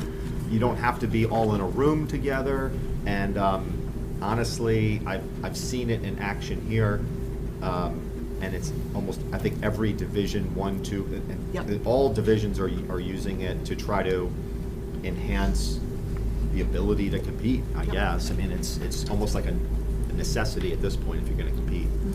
So Joe had his hand up, and then Jared. Go ahead, Joe. Thank you. So the Huddle, didn't we just approve Huddle like a couple years ago? Like No, just you for cut it. football? No, You cut it. Oh, I did cut it. No, it wasn't you, it was Richard Manzo. Okay. So you were the nice And the guy. whole Budget committee. committee cut it. The budget Budget committee cut committee. it, but the motion was made. okay, so I guess I what, think. this was a request a couple years ago, right? Yes. It's coming Yes. back. 2 years ago. I thought we just funded it for football. We didn't fund it at all. Football Booster Club funded it. Yeah. Yep. And so did, I think, another sport, but that's another issue. Then we have like almost equity issues because, the boys' football team has it, but the girls' basketball team, or Yep. doesn't have it, and. Yeah, they funded it, that's all. Yeah. I mean, I guess the equity, like, I wouldn't accept the equity argument if it was like, they didn't fund it Yeah, themselves. like the school the paid for issue it, is that, when you buy a license for football, might be $5,000. Yeah. You can buy every sport in the entire high school, and then they give you cameras and equipment for $9,000. Right. So it's almost like a no-brainer, because they give you for every single sport. Okay, Yeah. thank you. Thank you, Joe. Jared, I saw your hand up. Is this a one-time cost, or is there gonna be a subscription or Ongoing. licensing? It's ongoing. So, It's a subscription, so they provide you with equipment, but then it's almost like software as a service, Jared. so does the 9,400 include the software for 1 year and the hardware? And what would be the impact, or what are we looking at for the software licensing fees? For No, that's regular costs? included. What would All it be that's for the included, but following? but then next year you might have a 3 or 5% bump, so it'll be a little bit more, So this is reoccurring every year? This isn't a Reoccurring. one-time? It's not a It's gonna be one-time. $9,400 the year Correct. after, and the year after, or going up? right, you got it. Okay, thank you. And that's why I think you saw where I think the athletic director was like, hey, I think this is so critical for what our needs are that I'm willing to, cut uniforms, and we'll go in a different cycle there, we'll go in a different direction, but he wants equity for all sports. And this cost and the subscription licensing that we'd have would cover all sports, all sports. activities that we have? All sports, yep. Thank you. You're all set, Jared. Anyone else before Kim goes on? All right, go ahead. And then a slight increase as well with athletic transportation, and as you've heard, that's part of the contractual piece. And we've been a little bit more fortunate at this level that you will see actuals for transportation for high school athletics for the last couple of years. Not as consistent as you would have, pre-pandemic, but it will not be a zero. It won't be a zero, just that we have issues Yep. with certain teams and JV sometimes, and it's been a challenge the last 2 years on the buses. And then just a couple of real quick tech and media pieces, and you can see most of these are decreases. Supply line that is being brought back down to be flat with where it had been prior. We have a program that is no longer in use, some repurpose funds via the district lines, and then a slight increase in media license for our research program specifically coming out of the library. And that is where we're at. Okay. Go ahead, Ginny. But this, we were talking with some friends, and we were just wondering, it's kind of a weird thing, but with the buses being not available for our after-school activities or for-school activities for that matter, are we able to do something with an extra contract with the bus companies in increasing the fees, kind of like we did with our substitutes, like getting together with them and saying, well, you know, Goffstown's just wondering if we could. I hear what you're saying. Would an increased rate or an incentive for bus drivers get us more bus drivers? Yeah. According to the bus company, not necessarily, and they did increase their rates, I think by 25, what they pay their drivers, I think, like, don't quote me on it, I think it was like 25%. Yeah. It's a function of a few different things. So some of the drivers are older, and with COVID, they did not want to drive a bus. We have the not so easy way of getting approved by the state. So the superintendent and myself have reached out to our associations. I mean, to get those background checks, it was backlogged. There was legislation that would allow a driver to be rostered in multiple districts, and that has been a little clumsy.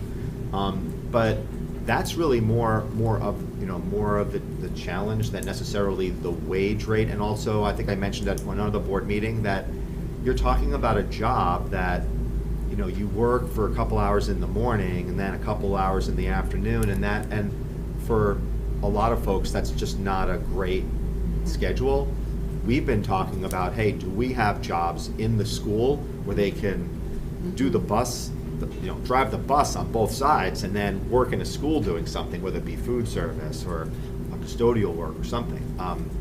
So that we're still trying to maybe get creative with, but it just, this, as you know, we've got, 25 plates in the air right now, so we're trying to, but that is something that we can look at, but I don't know if it's just a function of the pay alone and incentivizing it. We did, as you know, we offered, for every bus driver that came back, this board, we put money aside. It was a re-sign-on bonus. We did creative things like that. We did.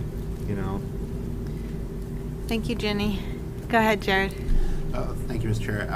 With the implementation of an LMS, that's Learning Management System, that we're going to be using at the district level, are we going to see any synergies and reduction of costs for either subscriptions, books, materials?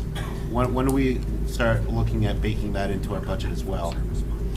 I might ask Mrs. McCann if she has any thoughts on that, but I don't see that we're going to be reducing other costs. So, Kim, can you think of, by implementing Schoology, if there are any subscription costs, whether it's library databases, any of those kinds of things, if there might be any corresponding cost savings? There will be a little, I know, Brian. So we know that at the elementary level, we have a couple of those platforms that we will no longer need because Schoology will take their place. Whether that be Seesaw, what's the other one? And, well, Google Classroom's free, but Seesaw might be an example, Jared, that we're no longer going to fund Seesaw because there's kind of an equivalent program through Schoology. That's something I think we can continue to look at and see if there might be any other, and that actually might be a good question for Mr. Bourget, our IT director, if he would foresee, I'm just thinking any of the library databases, or Wendy's thinking maybe. That we currently purchase that will become inherently part of it. I think just more efficient because a lot of these subscriptions we already have, but everything isn't interrelated and connected to a single repository. So with the LMS, you're going to be able to, families, students, teachers are going to be able to log in, and then all of our curriculum assets that right now have no standard place that they all live. They're living in Moodle, which we don't use with the exception of logging into curriculum assets. everything will be housed in one location. So I'd say indirectly, there are some efficiencies that we would realize, but I think we would need to think about if there are any direct savings by implementing the LMS. That's an interesting question. And I think one of the interesting pieces too, Jared, moving forward will be what do publishing companies choose to do, right? How much is print going to continue to be available? And that is going to be an interesting element of it over, I think, the next 5 to 10 years. We're seeing now that those supplemental pieces, teacher materials, resources, are becoming almost obsolete in print. So, for example, we use the Teachers Curriculum Institute, TCI, for social studies. If I wanted to today, I couldn't purchase a teacher's edition of a textbook. They simply don't print them anymore. And so it's going to be interesting to see where that piece goes and what that expense will look like with that integration with LMS.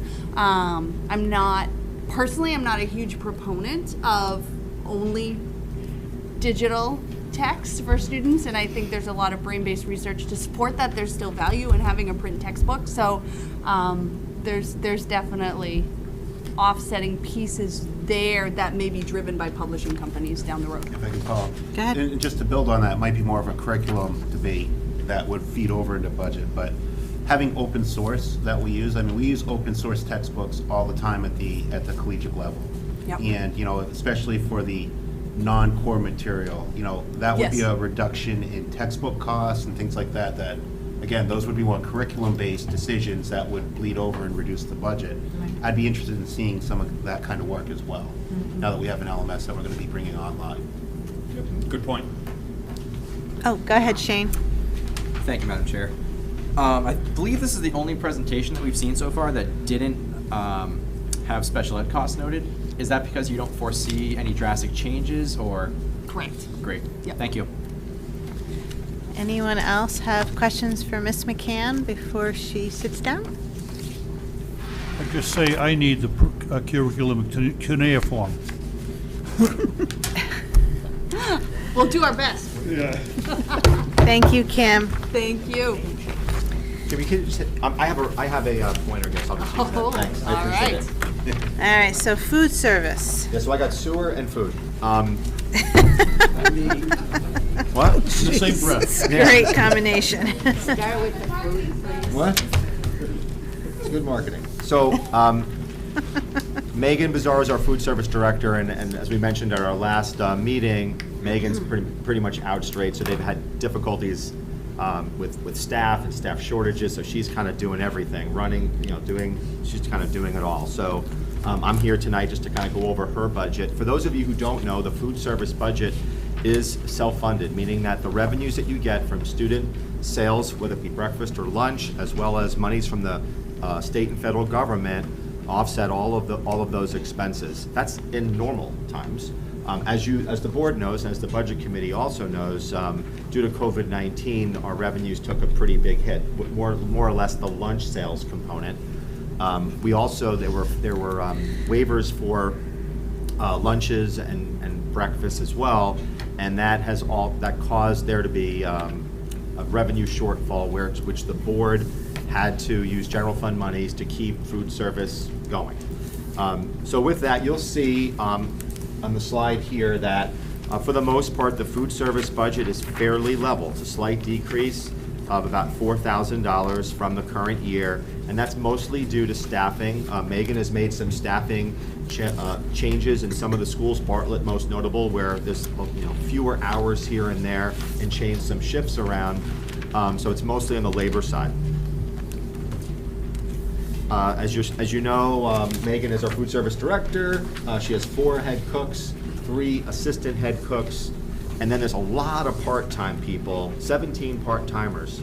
These are folks that do some food prep, they take money, you name it, deliver meals. We are doing that still. It's the equivalent of about 11.4 full-time equivalents. I just put that would be 30 hours or more of folks. So as you can see, it's mostly part-timers that do this work. I wanted to let the board and the budget committee know that the food service fund does have a fund balance, and although there were two major infusions of funds from the general fund to the food service fund. So in 2020, there was a balance of about $115,000, and this year, the end of this fiscal year, $135,000. So the school board, you had authorized, I think, a $250,000 fund transfer. When we did all of our financials, it was a little bit more than what we needed per se, so we saw a little bit of bump in that fund balance. So I think at the end of the day, we had a $230,000 shortfall when the books were closed. Now with that, why do you have a fund balance in food service? So that would cover, we try to do, a lot of some of our equipment in the kitchens, not everything, but if you had a piece of equipment that needed replacement, the food service, the balance would cover that. Some of the bigger ones, the general fund might cover, but for the most part, if it's a kitchen equipment type stuff, it comes out of fund balance. So Megan kind of showed us some of the labor costs, and as you can see, she's done some shuffling around on labor. So she anticipates that her labor costs are going to be a bit lower. And even her food costs are going to be lower, and the food costs are going to be lower because we're getting more money from the federal government in terms of USDA commodities, like that. The biggest expense for Megan next year is that she has to change over. Right now we have Meal Magic, and she's going to be putting out an RFP for a vendor who will essentially be the software where students would order meals, essentially pay for meals and things like that. So she she believes that new point of sale software will be about $15,000. Right now, we are paying about $7,000 in terms of our Meal Magic dues and fees. So she's anticipating that there's going to be a difference of about $8,000 in terms of what we're going to have to, food service will need to spend more of. Some individual schools have some food cost increases, as well as there's some supply increases at the high school. She's also, you're gonna say, what is a food locker rental? So this is a new product. So at the high school in particular, the high school drives the vast majority of our food service sales. The building is operational way more than any other building. If you're here, most days, weekends, etc., there's opportunities, for more food sales. So what she's trying to do is, rather than having all of the students go to the cafeteria, we've been experimenting with kiosks here, and one of the other ones is a refrigerated food locker where there will be prepared meals, and I think you can just punch in your code, it opens up the locker, you take the meal. It's kind of like a vending machine, sort of, but for a prepared meal, and she's looking to lease this more or less on an experimental basis. She's trying to generate, sales, but doing so in a way that is not where we don't have labor. So the meal is prepped, they're put into this locker, and then essentially the student would use their PIN, get the meal, and she's going to try something a little different. You recall that we do have at least one or two. I think it's one or two vending machines. Two. So we have two vending machines that we have throughout the day where students can purchase things like yogurt parfaits and other meals. I've had wraps and things like that. So as students' demands for different food service change, Megan is trying to keep up with those demands, recognizing that even in the general course of the traffic flow of the building, that this is a very big building, trying to make sure that it's accessible to students who are maybe on the fly and don't have an opportunity to sit down for 30 minutes and eat. So Great. I think that is essentially it for. You can come up to the chair. Either one, if you want to go, that one's closer. I'm sorry, thank you, Madam Chair. Oh, you're welcome. I'm sorry, I don't already know this. Two of my children are just at Mountain View. Are the Goffstown high schoolers paying for their meals right now? No. Right. So I shouldn't say that. There are free USDA meals, but students can still purchase a la carte, right? They can still buy things here. Yeah, Yep. so they can do two things. Yeah.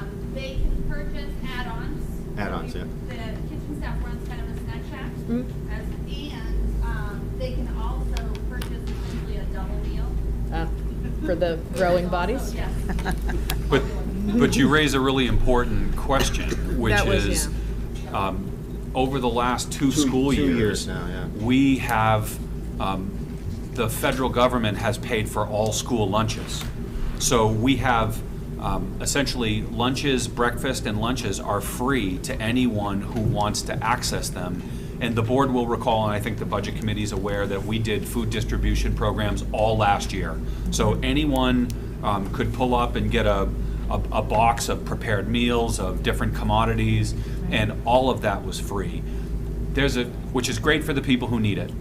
But there's a consequence to that, which is no one has to fill out an application for free or reduced meals anymore, and that element dictates some of the revenue that we receive. So even apart from food service, so take the breakfast and lunch program out of it, our free and reduced numbers set the amount of revenue that we receive on federal grants. Our adequacy, which, as everyone has heard me say before, is not sufficient to cover the costs of an adequate education, $3,700 per pupil. Part of that is if you have free and reduced lunch students, you get more. So by having the free meals program for everyone, we've been very concerned about the implications for our revenue. The legislature did a fix last year where they used historical free and reduced lunch numbers because everyone's numbers were off. But good for families, challenging for us in terms of revenue projections. So going in, I'm sorry, Meg. No, go ahead. Thank you. So going into fiscal year '23, is the expectation that it will return to school funded and all Yes. children will be paying for their We lunches believe again? so. We believe so, but you don't know. We Yeah. actually, we didn't think that this year Yeah. was We going didn't to think, yeah. continue to be free again. So as of, not too long ago, last year, we were anticipating going back to the original kind of cost structure and the need for people to fill out the free and reduced lunch applications, but this year was included as well. Thank you very much. Thank you. Go ahead, Kim, come on up. I'm just gonna make a quick plug on the free and reduced piece. There are a lot of other benefits that families can receive by completing that paperwork. So we would absolutely encourage families at all levels who might be eligible for it, even with the program this year as it is, to do that. So an example, at the high school level, if you qualify for that program, you can have fee reductions and fee waivers for College Board testing, college applications. So there are a lot of additional benefits. So I would just get that on the record, that we continue to encourage all families who might be eligible to complete that paperwork, not just because of the data piece that it provides for us as a school district, but for the benefits it provides for the student beyond the meals.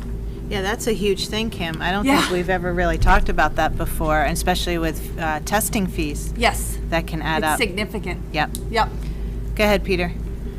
Thank you. I'm just a bit confused, and I'm sure it's something simple. But on one page, we show food costs down about $58,000. Then on the back page, it's showing food costs up about $12,000. How does that work? Because there are, according to her, there are different schools that some have increases and there was a few that had decreases. And then in terms of the food costs, she thinks that she's gonna get more food from the federal government that is free. So there might be some cost in some schools that are more, but it's just to get more prepared meals, et cetera. But overall, she's gonna see a decrease. It makes no sense. Sorry. It's okay. If it, I appreciate that. I mean, she's not here to Okay. offer her assessment. I won't. Yeah. Thank you, Peter. Go ahead, Shane. Doesn't make sense. Kim, I just want to thank you for following up with that, because you took the words right out of my mouth as to how important it is that we encourage families to Yeah. flood free and We've reduced. tried for Okay. multiple years. We've Yeah. really beat this drum. Right. Because there are multiple things that leads to. So, so thank you so much for bringing that up. Yeah, absolutely. The other thing that I will share is supply chain issues. So, in my conversation, I meet with Megan every couple of weeks, and we're having supply chain issues and on things like paper goods, especially. So, trays and food. So she switched over from, I think, an 8-week menu rotation to a 4-week. menu rotation, simply because she can't source like all these different things that she would need for, you know, 4 meals. So it's the things that you're hearing about, you know, supply chain and other industries, we're seeing it pretty much everywhere, and food service is not immune to it, so. Right, thank you, Scott. Ellen, I saw your hand up, and then Peter. Okay, Go ahead, under noteworthy changes, I want to make sure I'm clear about this. The new software is going to cost $15,000. Yeah. Is that already minus the current payment of $7,000? So the it's- additional cost It's is... not an additional, it'll be an additional cost of about $8,000. So you have to take the 7 out, so it's, okay, I did get that one. And And that's a projection, so. Okay. This is what she thinks that the new, it'll be. so am I, and then again minus the 69, so the total additional cost will be a little over $1,000 Of what? for? Software? Yeah, the software? No, we And- believe that the additional software cost will be a net difference of about $8,000. So we're already paying $7,000, and she's figuring that it'll be $15,000 for the new software. Okay, but the next line says there's a reduction in the coverage for the above line, the dues and fees of 6,900. Because Yeah. this, So if I take that also away from the 8,000, no, No? you're taking it away twice. So the bottom Okay. line is that it'll be a net increase of $8,000 for Okay. this new point of sale software that she has to net get. increase, Yeah. okay, Net increase of $8,000. thank you. You all set? Thanks, Ellen. Go ahead, Peter. My question, I guess, is the general question. You talked about supply chain. Has that affected your encumbrances, the June 31st going forward? Not a ton, no, not a ton. I think, you know, this board heard, you know, we had an issue with an irrigation RFP and we couldn't get people to bid on it. They were talking about not being able to get pipe and heads and all the other stuff. So, yes, it's impacting projects to a certain degree. It impacts our facilities department on trying to get parts here and there. But I don't think it's really had a big impact on encumbrances. I think, Peter, though, for example, I spoke with Megan, I think a week or so ago, and she told me she's doing something that she hasn't done historically, which is she's ordering out. She's got orders in for January already. Yeah. Because she's so concerned about the supply chain commodities that she wants to make sure that. Yeah, so she's ordered like her, you know, plates and forks and So in terms napkins of and- Peter's question about Yeah. encumbrances, he's not wrong, that some of these might be getting closer to the full budget amount much sooner than in the school Oh, if year that's than what you meant, yes. normal. Yeah, we will be expending more earlier on. Yes, because I just saw one. You'll see this on your manifest tonight.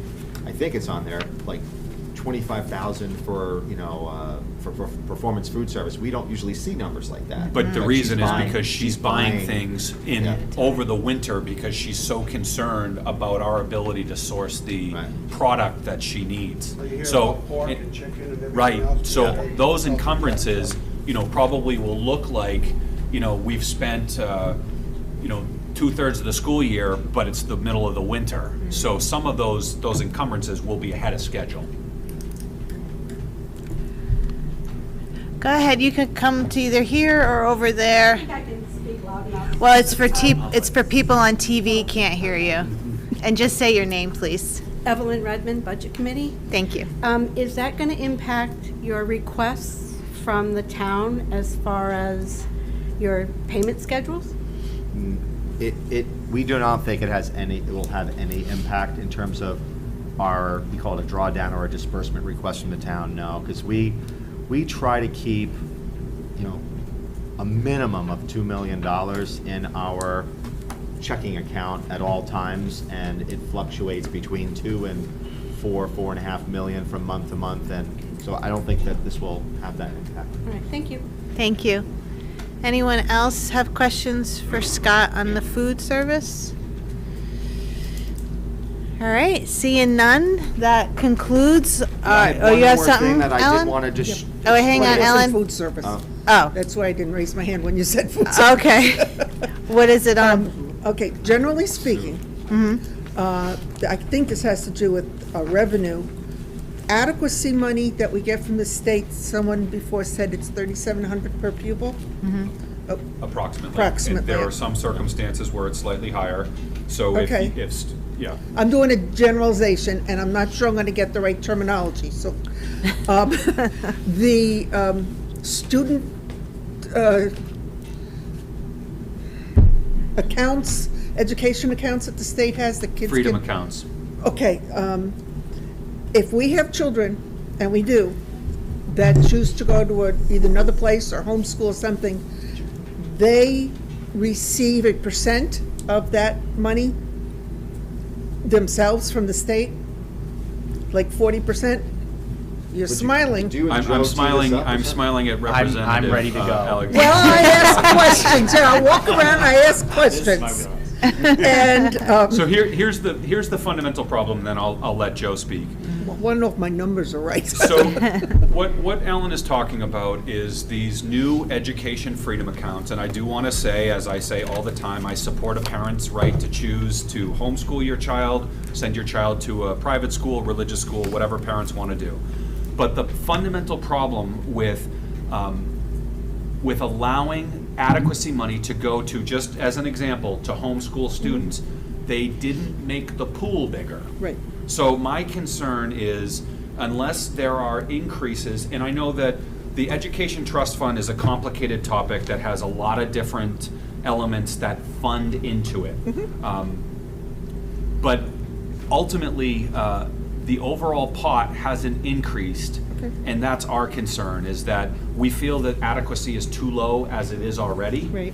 And we're concerned, but, you know, I would say, we have been concerned about the education freedom accounts, but to date, I think that our realization hasn't been that there have been a lot of utilization, and we really didn't think there would be. So I think a lot of school districts thought that there would be this massive influx of people and that the numbers would be so much higher. I don't have the numbers on me, but I know that 22. the actual 22. costs have been considerably higher than the projection, but Scott, would you add anything in terms of our loss?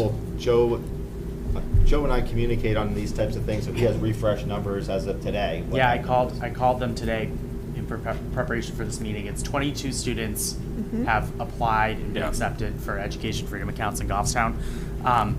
The thing to note is that the $3,800 state money that was supposed to be going to Goffstown, multiply that's going to be about $100,000 hit on Goffstown, like in revenue source.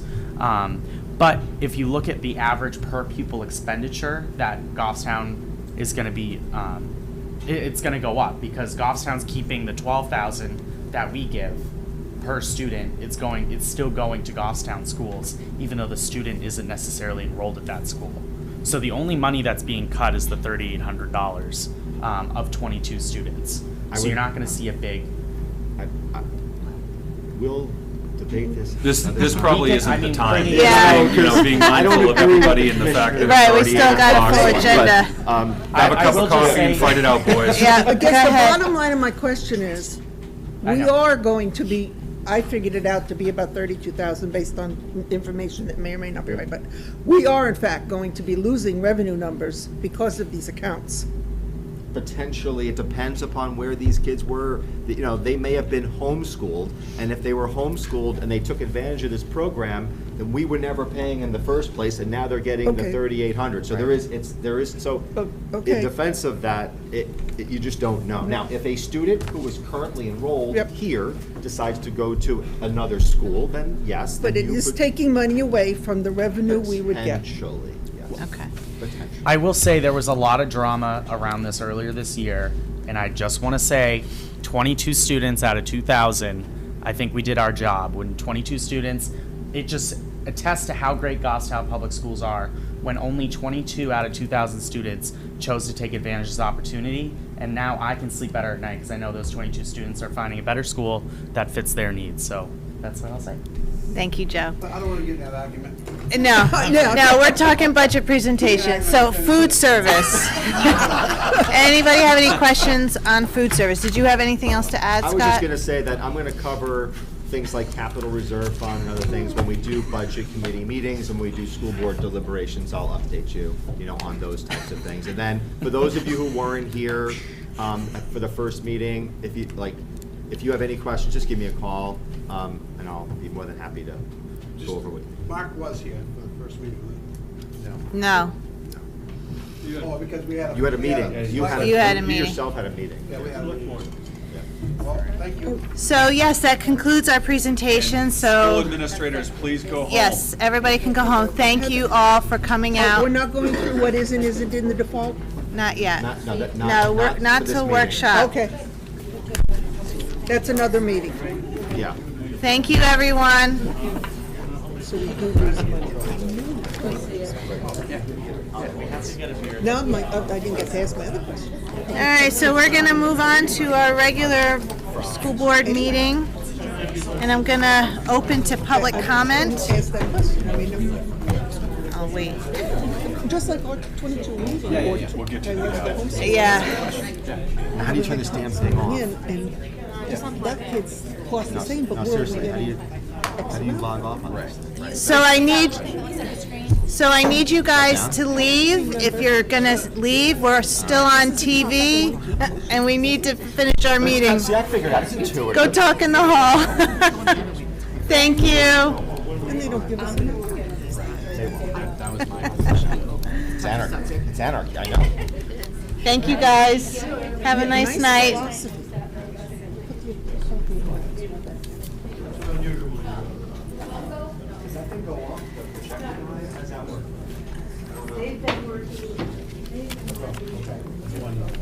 So this default All right, difference, good night, guys. we're not going to hear about until another meeting. I'm at your next, when you start doing your budget Okay. Yeah, workshop. We have 2 next week also, right? Okay.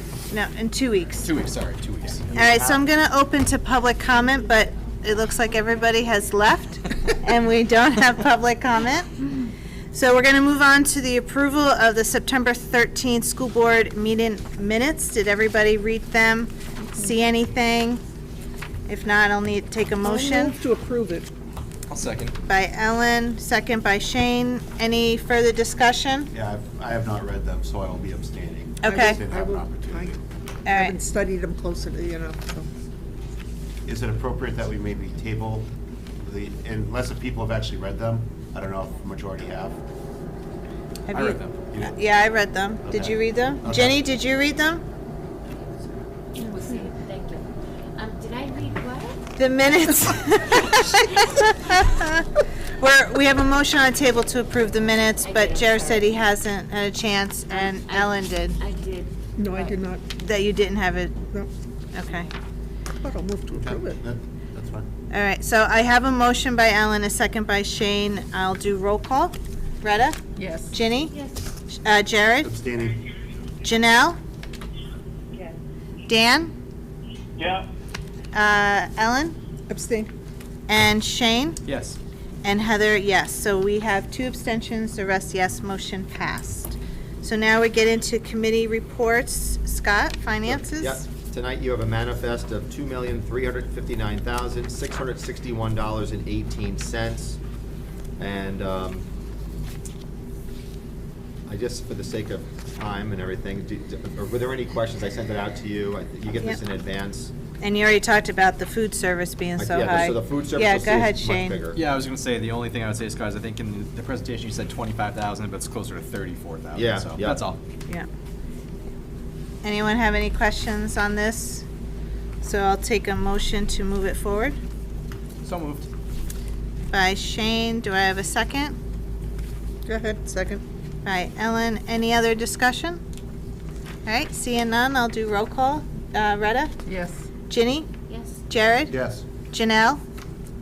Yes. Dan? When you said move it forward, what did you mean by that? To approve it. Approve it? I'm a yes. Okay. So Dan's a yes. Ellen? Yes. Shane? Yes. And Heather, yes. So motion passed. Go ahead. The next item on Scott. your agenda is just a review of your ESSER 2 and ESSER 3 grants. You should have a sheet in your packet. ESSER 2 We have not allocated or budgeted any monies for ESSER 2. It's a little over $1.1 million. This is one where we are looking at capital improvements, namely the windows. So that's where that one will probably slide into. ESSER 3, an allocation of a little over $2.5 million. You'll recall that 20% must be spent on student remediation needs. And I try to give you an overview there that to date, we have allocated $362,000 and change to that, of which is about $140,000 that would remain to hit that allocation. And we talked about if we continue to fund some of these positions for the next year, you will then hit that, no problem. The one, so you'll recall also that the IXL online learning platform, the learning management systems, Schoology, there's also a component of that Kaltura, which is your video and graphics depository for your Schoology, and that one has been sent to the DOE for approval. So that one is going to be on this list next time you see it. So I just wanted to let you know where we stand there. And that one was about a $50,000 cost over, that's 3 years worth of Kaltura. All right? And that's all I have for this. Are there any questions? I also put in that little box, like, here are some things that we're considering. And at some point, the board will have to make some, firmer decisions. I am already having active discussions with Roger Dignard about the windows replacement, and I spoke to a contractor to try to get some estimates today. So that one we're kind of going forward with more actively. Once the facilities committee gets restarted up, we'll have more of those discussions. But we're gonna have to put ESSER on our agendas, not every single school board meeting, but maybe every other one, just to say, okay, here's where we're at. There is an opportunity for the public to comment on where they would potentially, where they might want to see ESSER funds spent on our website. If they go to ESSER grants, and there's a short form where you can do that. So I just put some of those projects that are potentially recoverable under ESSER grants. So that's it for on that one. Anyone have any questions for Scott? All right. So moving on. So you're all set, Scott? All set. Okay. So now we come to Budget Committee. Jared? So we just had a successful budget meeting. Yes, two this week. So I know that the Budget Committee will be meeting with the Select Board. I unfortunately won't be able to attend the Monday meetings because we have school board the same day. So I will make sure to watch those on GTV at a later time to get up to speed on the town budget. But I believe that we start our deliberations the first week in November on that Tuesday, and I believe we're going Tuesday, Thursday schedule, though it still be determined how quickly the Select Board gets their stuff in order. Tuesday, Thursday for school, or one day for town, one day? That's what we're trying to figure out. I think the game plan we're probably going to be to go first school phase. first to get it out of the way. Okay, so Tuesday and Thursday until we're Thursdays. done, and then they'll shift to the town. Okay. Yeah, kind of like what we've done the past couple years, because we've been ahead of the game. Yep. Okay. On a lot of it. All right. Thank you, Jared.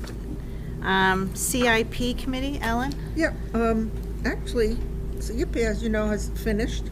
We did present to the planning board. The report was accepted by the planning board. They didn't make any other changes that I can recall, and so I think we're in good shape there. Once again, noting that over the course of the next 6 or 7 years, I think a little over half of our CIP items on that list are not tax impacted.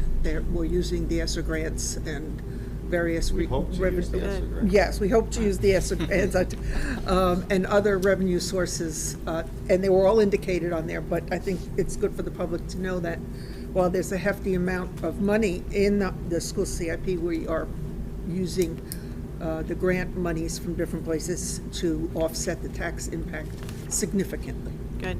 Thank you. Are you all set? I'm done. So and I don't think CIP needs to be on there anymore. I accidentally skipped P&C. So Retta? Not a problem. Just so you know, P&C met very briefly this Monday just to review the mission vision statement for the school board.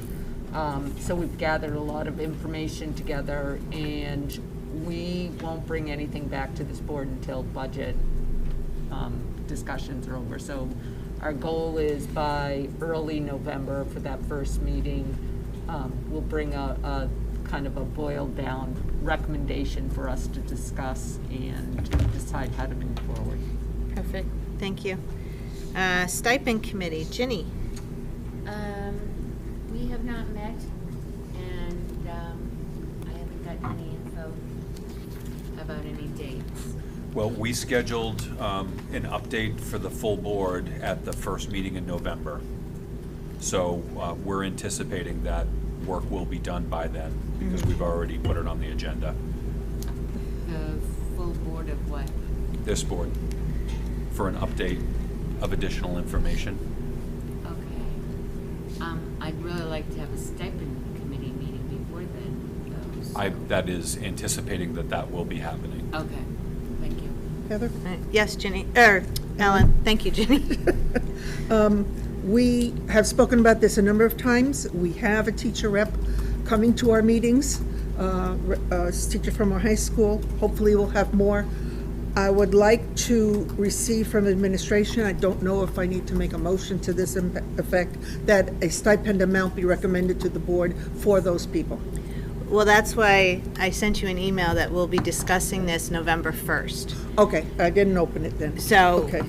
we're going to talk about the stipend committee, where they're at, and then we'll have that on that topic with the teachers' reps and stuff. But we could, as a board, say, we're paying that stipend. Exactly, we could, but this has been going on for so many years, and if we put them on before some of the other ones that need to be put, that can cause issues. So we're waiting for the committee to come up with a list. We are going to have information for November 1st, and we will have it on the agenda and be able to talk about it fully with stuff from the committee, also stuff from negotiations, and have a list and start making more headway that we've already done. But we will talk about teachers' reps at that time. All right, so the next is policy review. We met on September 20th. We have a couple of first reads for you, that we'll talk about later. So our next meeting is actually next Monday, the 11th, at the SAU at 5:30. And C&E? We had a meeting on the 20th as well, and we confirmed our work plan, and we went over the GHS new course proposals, and there were none offered. And we had some updates on different professional development that had gone on over the summer. And I believe you all got the IXL Foundations sheet that I had sent to you. And this tells pretty much how all that program is going to be working out. And I think it's an awesome program that'll really help teachers and students with remediation, and to help the teachers know exactly what's going on with their kids and who's where, and for kids to have access to different programs to help them in the areas that they need to help, where they can work on things themselves towards the end. And then you had another sheet of Schoology that tells you about the new program that we'll be using, so that everybody's using the same program. I know last year we had parents that were having trouble with this platform and that platform and this platform. So this is kind of to take care of that problem, where everybody will be working on the same thing. So we can teach everybody this program, and there won't be a jillion of them for different people to figure out. And then the other one was just kind of when all the assessments are going to be coming up and what they are and who does what, since everything really has pretty much changed. So that just tells you what's going on with assessments. And some of the professional development was done over the summer as well. The summer school happened. There was some trouble with staffing, but they pulled it off anyway, and it went well. 60 people went over the Green Book staffing, and that's with the new orientation for new employees. There was this tech training day that included New Boston also, so that everyone was up to date for the new staff. And I believe they had planned to have on the Teachers Workshop Day, no and tell workshop, which is on mandatory reporting, I believe, Ryan? Correct. Yeah, and I did hear that went well. It was pretty thorough for our teachers to be on board with that, which I believe is a new mandatory. Could you speak up, please, Ginny? I'm sorry, new mandatory requirement that's continued. And we also had an update that the ROTC is still being looked into. We had a question on the ROTC program and if it's offered in Goffstown, and if it wasn't, could we look into the feasibility of that, and that's being done. Cool. And that is about everything that we talked about, and we will be having our next meeting 10/11 at 7 p.m. at the SAU. Great, thank you, Ginny. Heather? You're very welcome. Yes, go ahead, Ellen. Yeah, quick question. Yeah. It might be you already got this, and yes, it's based on that. Okay. Yeah. We had received information, I think, at our last meeting about the level of math and reading in our kids post coming back. Was that from this fall's initial assessment of kids? Did we do a? No, those were state That's- assessments okay. from last spring. Okay, from last spring. Did we do fall initial assessments with kids to see where they are coming back? We did NWEAs on most kids. Okay, can we get those, summary of those results to see where we're at? Because they're not necessarily the same as the spring. I think they have a presentation coming. Yeah, I think as well. I think that's going to CNE. And when we get that, all the info will come to the board. Okay, so we're getting that. Okay, thank you. I think in November, Okay. I think. Thank you. All right, Facilities Planning Committee, Jared? So we have not met, and there is a general question when the expectation of our community review would be done. We were expecting, anticipating that to be done at the end of September, beginning of October. I just sent him an email just now. Okay. Because he 'Cause said. he knew I was gonna he- ask, so. and- Yeah, and he said, he did say that, end of September, early October, and it's October 6th, so Yeah. Right. I just sent him a note. Okay, so once Scott gets that information, and we will make sure that we look at it, or this board looks at it first. Okay, sounds good. Thank you, Jared. Heather? Yes, I'm sorry. that's all right. Jared, I had asked you a question, texted, emailed you. On the Facilities Committee, we had received from administration, I think it was the last time we met, last spring or winter, the square footage of each room. I'm specifically thinking of our elementary schools. And then that prompted me to speak with you with regard to policies. The square footage of rooms that we have, I had a question as to whether that included the modulars that are outside, and I think it still makes no sense to me. The 4 newer rooms at Maple that were put on when we built Mountain View, they must be 900 square feet because they had to meet state standards, but the 900's not listed at Maple. So I had questions about and this is going back a while, and Randy had said he did it, and he sent it to me, and I've looked through all my different spam and unwanted, and wherever all my junk mail now goes to the inbox, and my important stuff from you people goes into my junk box. So I look everywhere for my emails, and I haven't received it. So I'm wondering if somebody somehow, I'll come in and pick up a piece of paper.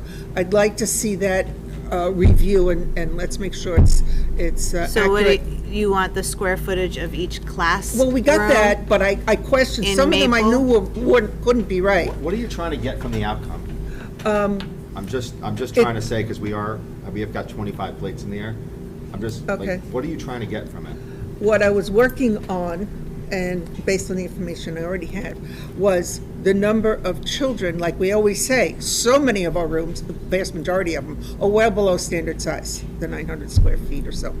How many children, really and truly, should we be putting in those rooms? And most of the time, they're below 20.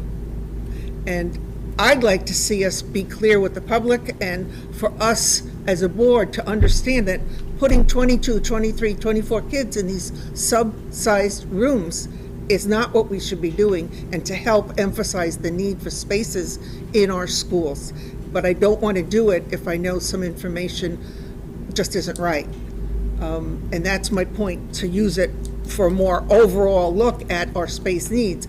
I think that's a critical factor, because in fact, our schools are undersized, the two elementary schools. I don't dispute that at all, and I think that I share your concern that I think we have space issues. I just don't know if that data is going to have any impact on driving a decision of the board, only because of what the current state of building aid is. So we all I understand recognize that. this. So I'll try to. Well, Randy has it, he told me he has it. I'll try to get you that data, again.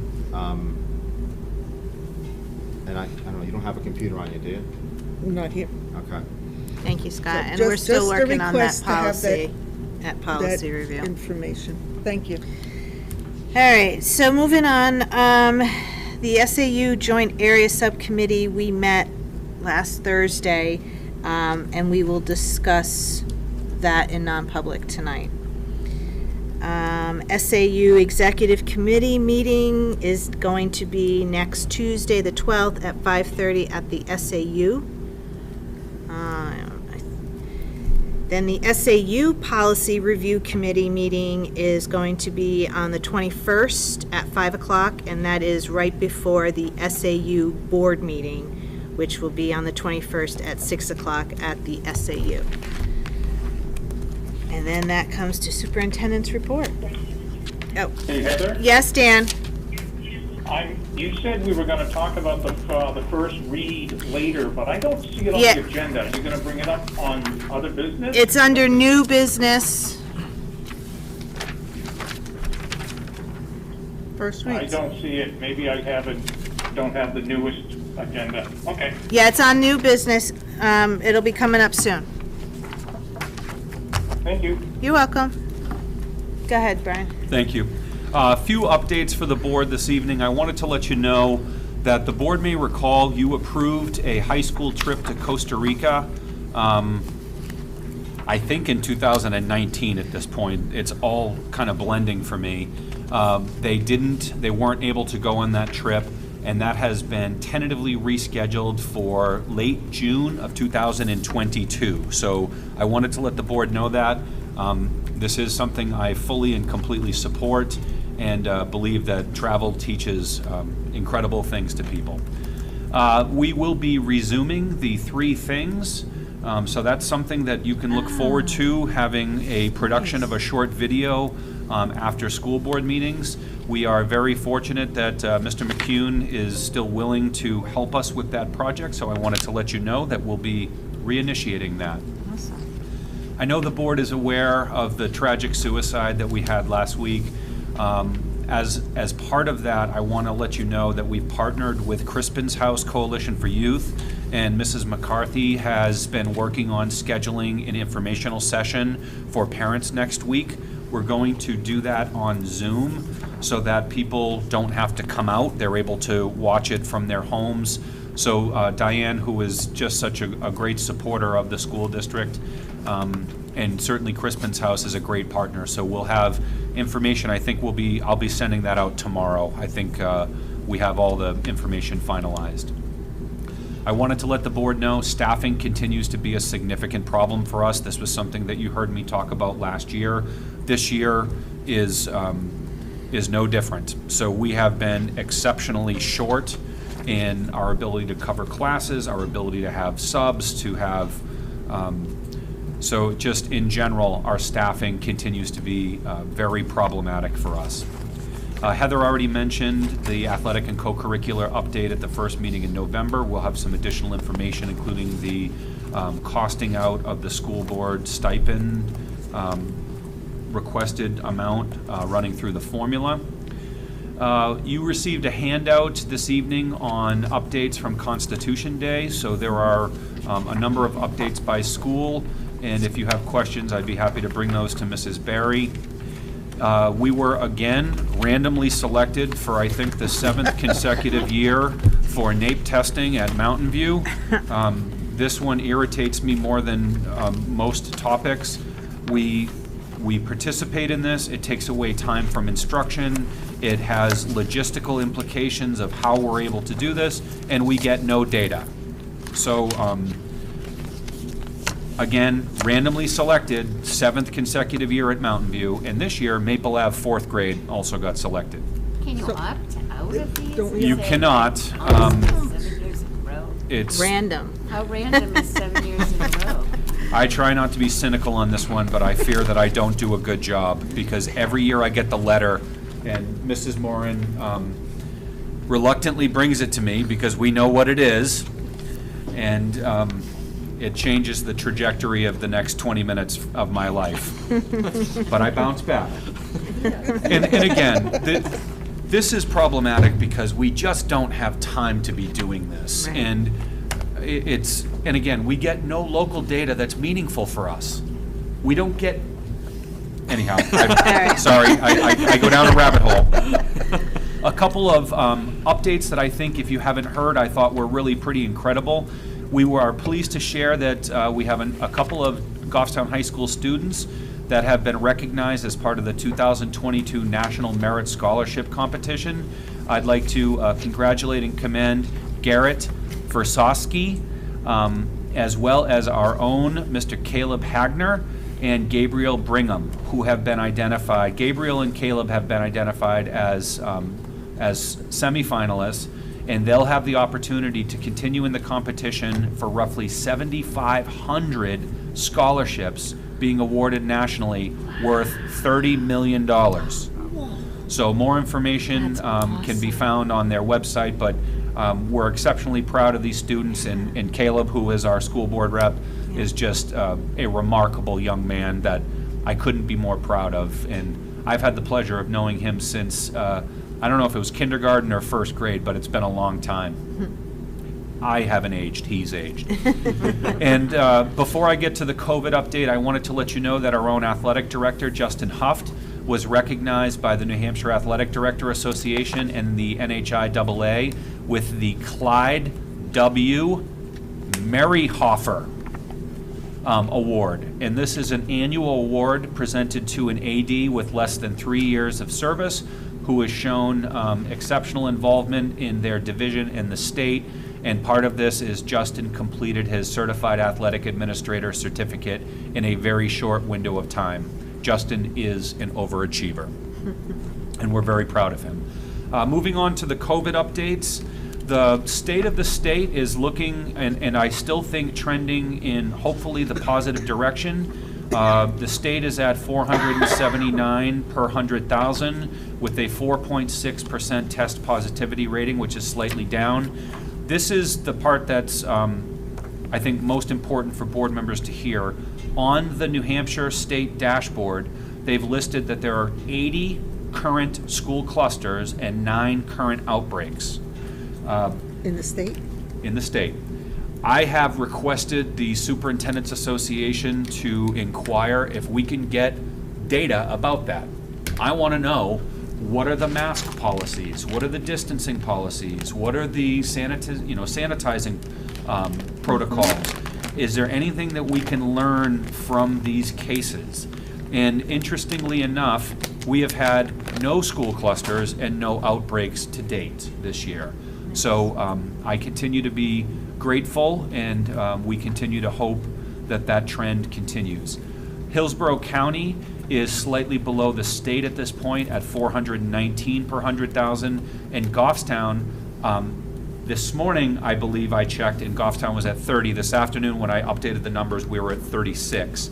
But 36 cases gives us a case count of 199 per 100,000. So Goffstown continues to be well below the state and the county for current active COVID cases. And New Boston is trending even more downwardly. New Boston is listed now as between 1 and 4. So if I assume that number is 4, that gives New Boston a case count of 69 per 100,000, which would be in the moderate range of community transmission for the first time in New Boston in quite some time. School cases to date, 41, and hospitalizations are holding around 144. So at this point, we continue to have positive cases. All of the information is on our website. Every case, the outcome, if there's any targeted masking associated with that, is all listed on the website. We're busy. We're continuing to chase down and do all of the contact tracing. The contact tracing is what leads to the targeted masking. So we're continuing to do all of those things. So with that, I would ask if there are any questions I can answer. Go ahead, Ginny. Oh, sorry, Shane. Where are we at with the testing program? So in fact, you're going to hear a presentation soon, in about hopefully 10 minutes, because we're ready to, we have a recommendation that we're bringing forth tonight, and we're asking for a board motion to support the program this evening. Oh, great. So we're there. Thanks, Jenny. Shane, did you have your hand up? Yes, thank you, Madam Chair. As we talk about contact tracing, are we having our teachers maintain seating charts? Are we doing that within our classrooms, or are we tracing in a different manner? So essentially what we're doing is, if we have a positive case in an elementary classroom, I'm masking that whole classroom. So it's impossible with young children to differentiate. Students that are old enough to receive the vaccine, I do treat differently, and I've shared that in the past. But we are essentially, we're not as strict with our cohorting and some of that as we were last year. And if we had clusters start to form, we would reinitiate some of that. But we've tried to allow this year to be as normal as possible. So we're not enforcing the distancing in the same way, certainly as last year. Great, thank you. Yep. Thanks, Shane. Did you have your hand up? Yeah, Okay. just a quick follow-up and just a very short answer. Who's mandating the NAEP? The feds. The what? Mandating the? The NAEP testing. The US DOE. I can't even blame this one on Concord. This one's Washington. Yeah. Any other questions for Brian? All right, seeing none, we'll move on. I have a question. Oh, sorry, Janelle, go ahead. No worries. I was just wondering if you get a quick update, like real quick, like in a couple sentences, about the testing in schools, where we are with that. Yep, so we're going to do a presentation in just a little bit on the testing program. It's coming up on the agenda. Oh, great. Oh, sorry, missed that. Thank you. You're welcome, Janelle. All right, so there's no old business, correct? Correct. So, yeah. This is out of place, but I just wanted to mention to the school board, Maddie Enman passed away. I just heard that, yes. this Thank you for week. bringing that up. And she was an employee of ours, cafeteria lady, and then food service director for 44 years. And went 44 years, if you could believe this, without a sick day. Amazing lady, really. And as well as doing that, she also volunteered for the Kidney Foundation, has won awards for that and volunteered with the Upreach Society. So she really did a lot for the community of Goffstown, as well as feeding my children school lunches for many years, as well as many other children over those 44 years. So I just wanted to point out that we're sad that she is gone, but I thought she needed some recognition. And I apologize, Thank you, Mrs. Jenny. Moran had unfortunately heard that and shared that with me, and it didn't make it onto my report, so I'm glad you brought that up. Wonderful woman. I only had I want to say she was here, I think, maybe my first 3 years. She made great brownies, too. Great, she just always had nice homemade baked goods for the kids. The regulations have all changed. Yes. Everything has to have, wheat now, and you can't give them more than one ketchup packet. But back in the day, Maddie would take care of you. She catered our things like she would have Yeah. catered Good Right, woman. or retreat meals. and stuff, yeah. She's Yeah, Ellen. Thank you for that. Thank you, Jenny. Ellen, you had your hand up. Yeah, old business, you had said? Or Yes, there's something? no old business. Okay, but I don't know. Okay, you tell me if I should wait for the next budget thing. We had discussions about, because we were talking about the retirement of the high school bond and the module rental payments. And we had discussions about potentially creating, I'm going to call it a capital reserve fund, but I don't think that's right, for a building, putting money away each year for a potential building project that Okay. we know eventually Goffstown's going to have to do, using part or some of that money each year to help build that and help offset the cost of that, or to up, I think we're doing okay with our CRF now, but I don't know how, we haven't had that full discussion roundtable or recommendation from the administration, but I didn't want us to lose the sequence of when, if we're going to do something, we need to do it, I think, in this budgeting process. Right. In a warrant article, and I didn't know how the board felt, and. Yeah, well, that's not going to be on tonight. Okay. But yes, I do remember us talking about that. Where is that for future? So I would think that when we talk about warrant articles in general, so at the time that we talk about the capital reserve fund would probably be that time. Mr. Gross, can you just make a note of that as a placeholder? Yeah. Yeah, I'll get Thank that on you. the agenda soon. I just, Yeah, no. I think it's something, because we mentioned the bond retirement, and it's hundreds of thousands of dollars. And we know we're going to have to do something at some point. Right, absolutely. Thank you, Ellen. All right, so we're moving on to new business. Mr. Chair, I Yes. don't know if it's old business, but we did talk about having budget transfers to support the irrigation system presented at the next school board meeting, which is this Monday's meeting was supposed to be. Do we need to delay that? That is actually listed in our meeting minutes to have that. Mr. Gross? I don't have it. Will you have that for the 18th? Sure. If it needs to be delayed, I'm amenable to it be delayed, but it was just in the meeting minutes to say that. Yeah, no, thank you. At the next meeting. Yeah, I think everything got changed around with Monday night's schedule, so budget transfers for October 18th. Scott, you'll be able to do that? Yep. Okay, thank you. All right, moving on to new business. We have a couple of first reads. The first one is policy DJB, purchasing procedures. Scott changed the language or added language, which is in the highlighted area on your policy. We'll bring this back November 1st for a second read and answer any questions anybody has. So that was that one. And if I could add, it Yeah, just go ahead. came from the audit, so we had Right. an audit. Okay. The auditors gave us verbal feedback, and they basically said that you need to change your policy to align. It's not so much bad that what you're doing, but your policy just reflect what you're doing. So if you have a multi-year type contract, you don't necessarily have to have a purchase order, in that respect. And then the other one that I mentioned was that the cost of services is significant to the sense that we'd be doing RFPs and going and getting multiple bids on almost everything. and just adjusting those amounts to reflect Amounts change, reality, you know, in terms of, you know, so for us, I'm sure you saw with just some of the things that we've been bidding on, just adjusting those amounts. All right. Heather? Yes, go ahead. This is the first read, so this is the meeting we ask questions at, or? The next meeting. we But if ask you have, questions?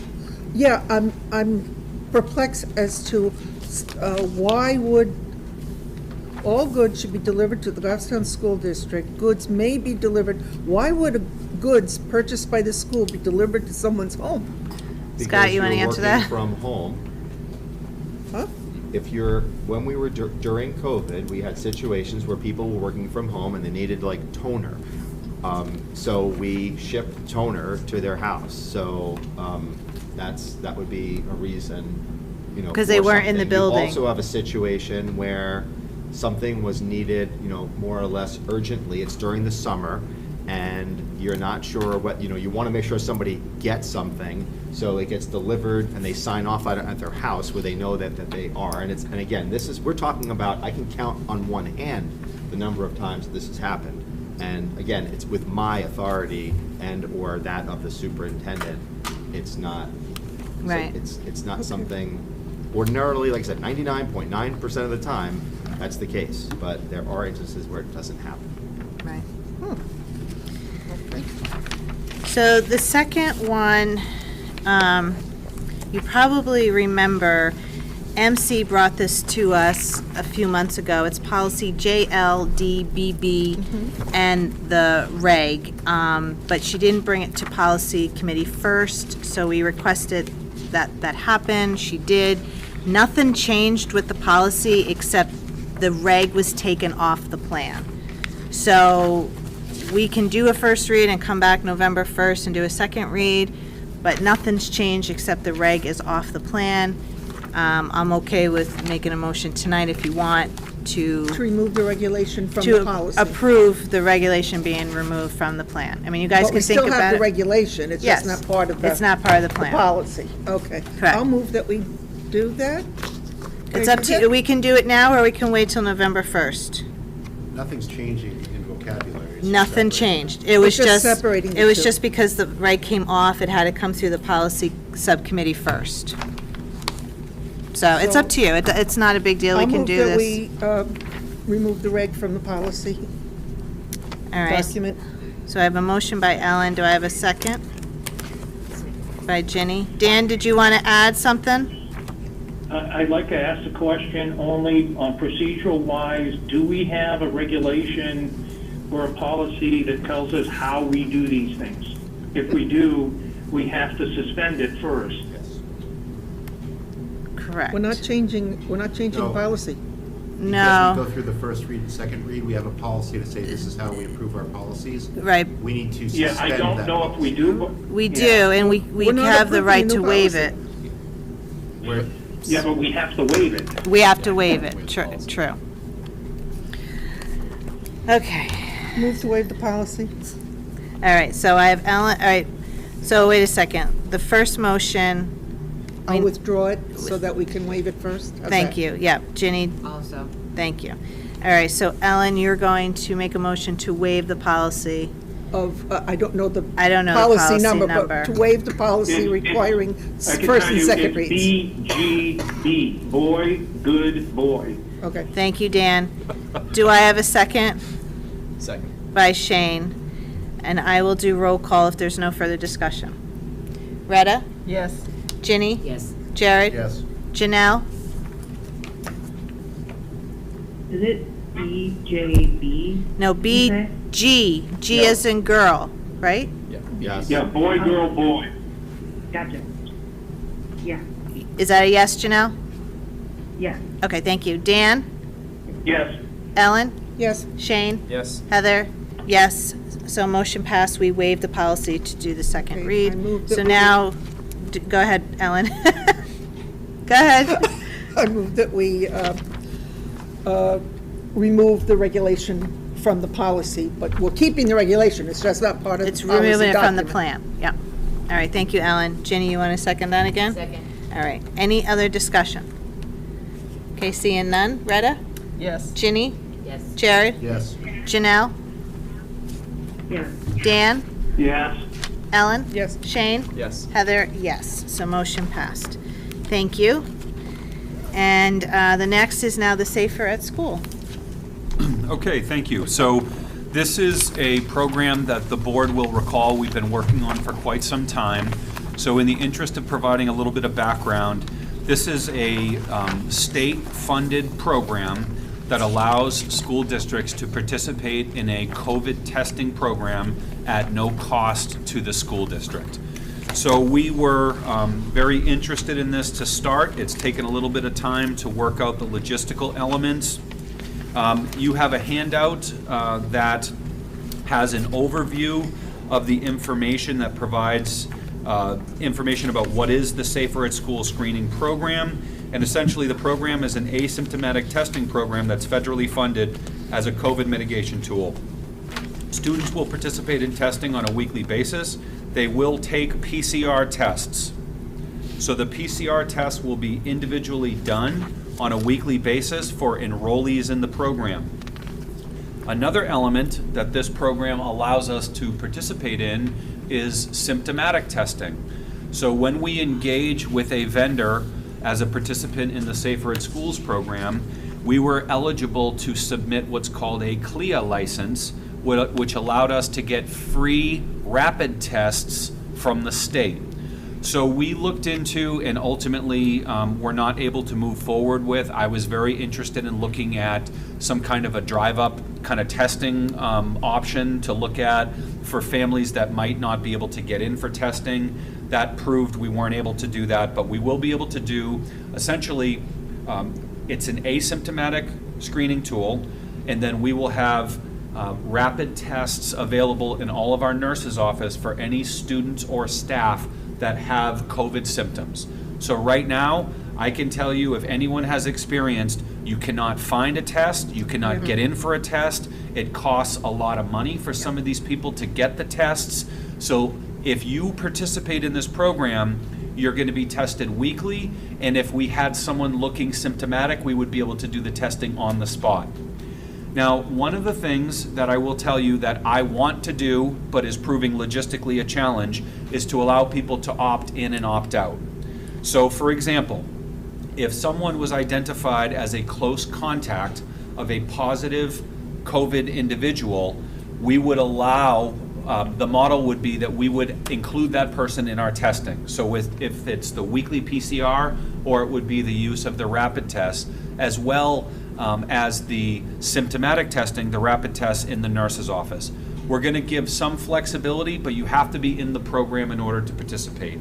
I will say, to start, we're going to allow an opt-in once a month, but this is something that I want to reevaluate because I want to allow, I understand that some parents may not want their child to be tested weekly for whatever individual reasons they are, but they would be interested if their child was exposed, or they would be interested in the testing if their child looks symptomatic.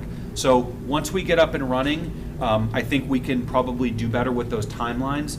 I don't want to have a, wait, I'm going to opt in, okay, I'll take my test, now I'm going to opt out, and then we have to manage all that. So some of that I'm a little nervous about, but my goal is to allow that level of flexibility. So I think that this is a great tool. I know that there are a lot of people that are against the testing, but this is all voluntary. So this is voluntary for all of our students and families, and it allows people who want to be part of the testing to utilize that. The reason we chose the University of New Hampshire, I think the board knows that we were incredibly impressed last year with their testing model, and my assessment, our assessment, Mr. Gross did, so Mr. Gross took all of the 4 vendors that we had, so we had 4 choices that we could pick from. One of them had incorrect phone numbers on their informational materials. We chose to not contact that organization. The other 3, I think, were all good companies, but they're more kind of in the convenient MD type model where they have a clinic, a physical clinic, and then they're doing the testing. What I really liked about the University of New Hampshire is they are tried and true and proven. We know that they can process in excess of 12,000 tests a day. They when things get busy, their testing lab is the same. So whereas like a convenient MD might have shortages in staff, or they might have an overrun on tests, we felt really comfortable with the UNH capacity. There are a few other things that I think are really interesting about this. Parents can opt in to receive notification of the test results via email or text message. So I think it's super easy and convenient for parents as well as employees. And UNH is not promising us next day, or wait, Scott, they are promising us next day by midnight. By midnight, But the next day. they said in almost all circumstances, the results will be readily available the very next day. So when you think about, we've heard from families that are on quarantine or employees that they're waiting upwards of 5 days for test results. This is next day. So as far as we're concerned, this is another important mitigation factor. I think that we probably will have some kids that we identify as being asymptomatic, that we have no idea that they're walking around and positive. So I think that will be good. And then the ability to have on-site testing for symptomatic individuals is another tool that I think is really positive. The fear, I did have a fear. The reason we were pursuing the idea of kind of a drive-up clinic was I do not want people to send kids to school who are sick or symptomatic. So the fact that we are able to test at school is a blessing and a curse. We're going to make sure this is really clear to people. Do not send symptomatic kids to school. And if there's a way that we could try to coordinate, some unique testing environment, I'm prepared to do that. But again, when we're looking at the tools at our discretion to be able to fight the pandemic, I think that this testing is a really important one. Scott, anything that you would add about the Yeah, I would about just the say program? that we are blessed to have a board member who works like in the field, and Terry Fisher, and I had numerous conversations with him, and he did some due diligence on the board's behalf in terms of contacting the University of New Hampshire, seeing what their testing protocols were, and Terry felt pretty good about UNH, which reaffirmed what Terry talked to them. He talked to them. He talked to the I don't know if it was the program coordinator in Durham. Yeah. So he got a lot of a lot more information than we would have gotten. I mean, inside, Ellen, go ahead, you had your hand up. Just real quick, the rapid test, if a child's got the sniffles and they're gonna go down to the nurse, don't have a fever, whatever, okay? Well, then- but hang on, I'm sorry, ask your question, but I want to go back to the symptoms of kids presenting with COVID symptoms Yeah. mirror the common Oh, yeah, I know. cold, Yeah. flu, allergies. So we continue to focus on new or unexplained symptoms. But I do want to just emphasize to the board, DHHS continues to tell school districts to have a quote, this is from Dr. Chan, low bar to exclude people from school. So the DHHS provides us with, here are the symptoms that nurses are looking for. I know that this has been hard for parents. I've had a couple of examples of this lately where kids were out at recess and they were running the entire time and they didn't drink any water all day and they kind of had a headache and looked red in the face. That makes perfect sense. But if you're in the nurse's office, there could be situations where you go, I don't know, your throat looks red, you have a headache, you're hitting a number of the symptoms, and we're being careful. But this tool now, being on our shelves, I think will be a tremendous benefit for families because, again, the tests are getting harder and harder and harder to find.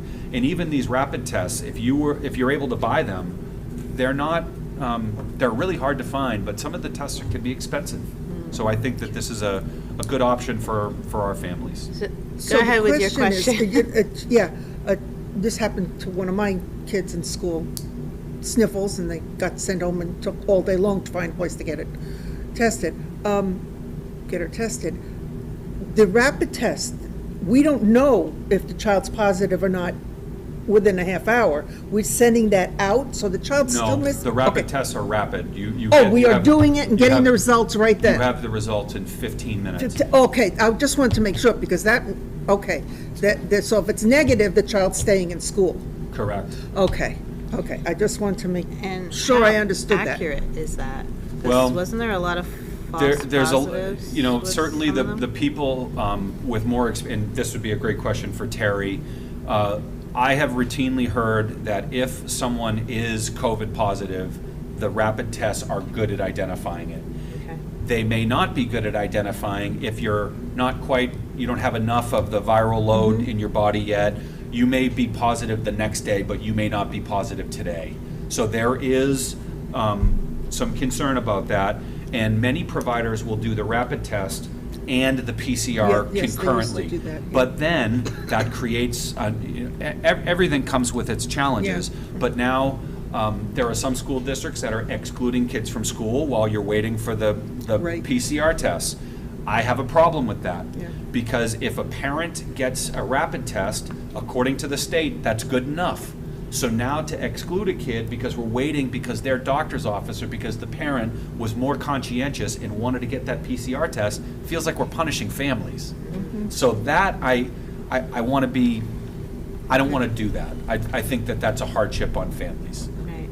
And do we know when this will start happening here? Yeah, so As the soon other as this piece. motion's passed? The other piece I should share is the University of New Hampshire is the lab that's providing all of the testing materials and the testing and the reporting. The collection of samples and the couriering of said is being done by an independent ambulance service called Stewart's Ambulance Service. So Stewart's Ambulance Service did a walkthrough of all of our schools this week. We identified the locations of where the testing would be. We have not yet worked out what days, what times, some of those logistics they're still working on. But the University of New Hampshire is the vendor, but Stewart's Ambulance will provide either nurses or EMTs on site to oversee the program. Another great thing about this is the burden doesn't fall on us to do all of the work. They have people show up, we give them a location, we coordinate, the kids and the staff members coming down, but they do all the collection. And this test, if some of you have had COVID tests, this one is on the very bottom of the nasal passage. It's not the one that is the brain tickle or whatever people call it. It's way down at the bottom of the nose. So it's easy to collect the sample, and it's not painful or, invasive is a good word. Especially for So it's not, Yeah. especially for children. So it's very, I would say, kid-friendly. Okay. And based on the survey that we did, we had about 800 people that identified that they were interested in this, and many, many more were interested in the close contact testing or the rapid testing. So I think we're going to have some pretty good interest. Again, I want to let people opt in and out. Logistically, we have to make sure that works for us. Okay, thank you. So any other questions for Brian? Yep. Go ahead, Jenny. I think this is interesting that we found out last October that 250 tests were available for schools to use. And now we have our testing. Yep. I'm sorry. Yeah. Go ahead, Jared. I wanted this last year, but we're glad to have it now. As part of this, and I've looked over the documentation that we have here, my main concern is administration going to know the results of these tests prior to the parents? Or is it at the parents' discretion to let the administration know what the results of the tests are? No, administration knows the results of the tests. Right, Scott? Yeah, and so will the parents, so. Yep. If the parents opt in for the email and the text message, in some cases, they may know before the administration does. Okay. And we know now. So when we have positive cases, parents notify us, the state notifies us, so it's shortening that window, I think. Do we need this motion at this point? Wait, Jared still has a... I had a statement, not a question. Yeah, go ahead. So based on that, I will not be voting for this, though I think that it's very important that this is there. I'm worried about the risk that it puts on our administration, because our administration may let out the condition of our students or our staff unwillingly or unknowingly. And I will point back to our last school board meeting where we had our superintendent list the vaccination status of an individual during the actual school board meeting when they're talking about proximity and contact tracing. So that is a concern I will continue to have and a risk that I'll continue to have, and that's why I'll be voting no on this. Thank you, Jared. Anybody else? If I may. Go ahead, Dan. So, in retort to that somewhat, they also know the students' grades, which aren't public, and they know some of the other things which are not public. So, in that effect, we probably shouldn't allow them to even see those potentially. May I make a correction? It's policy BGA, not BGB. Thank you, Dan.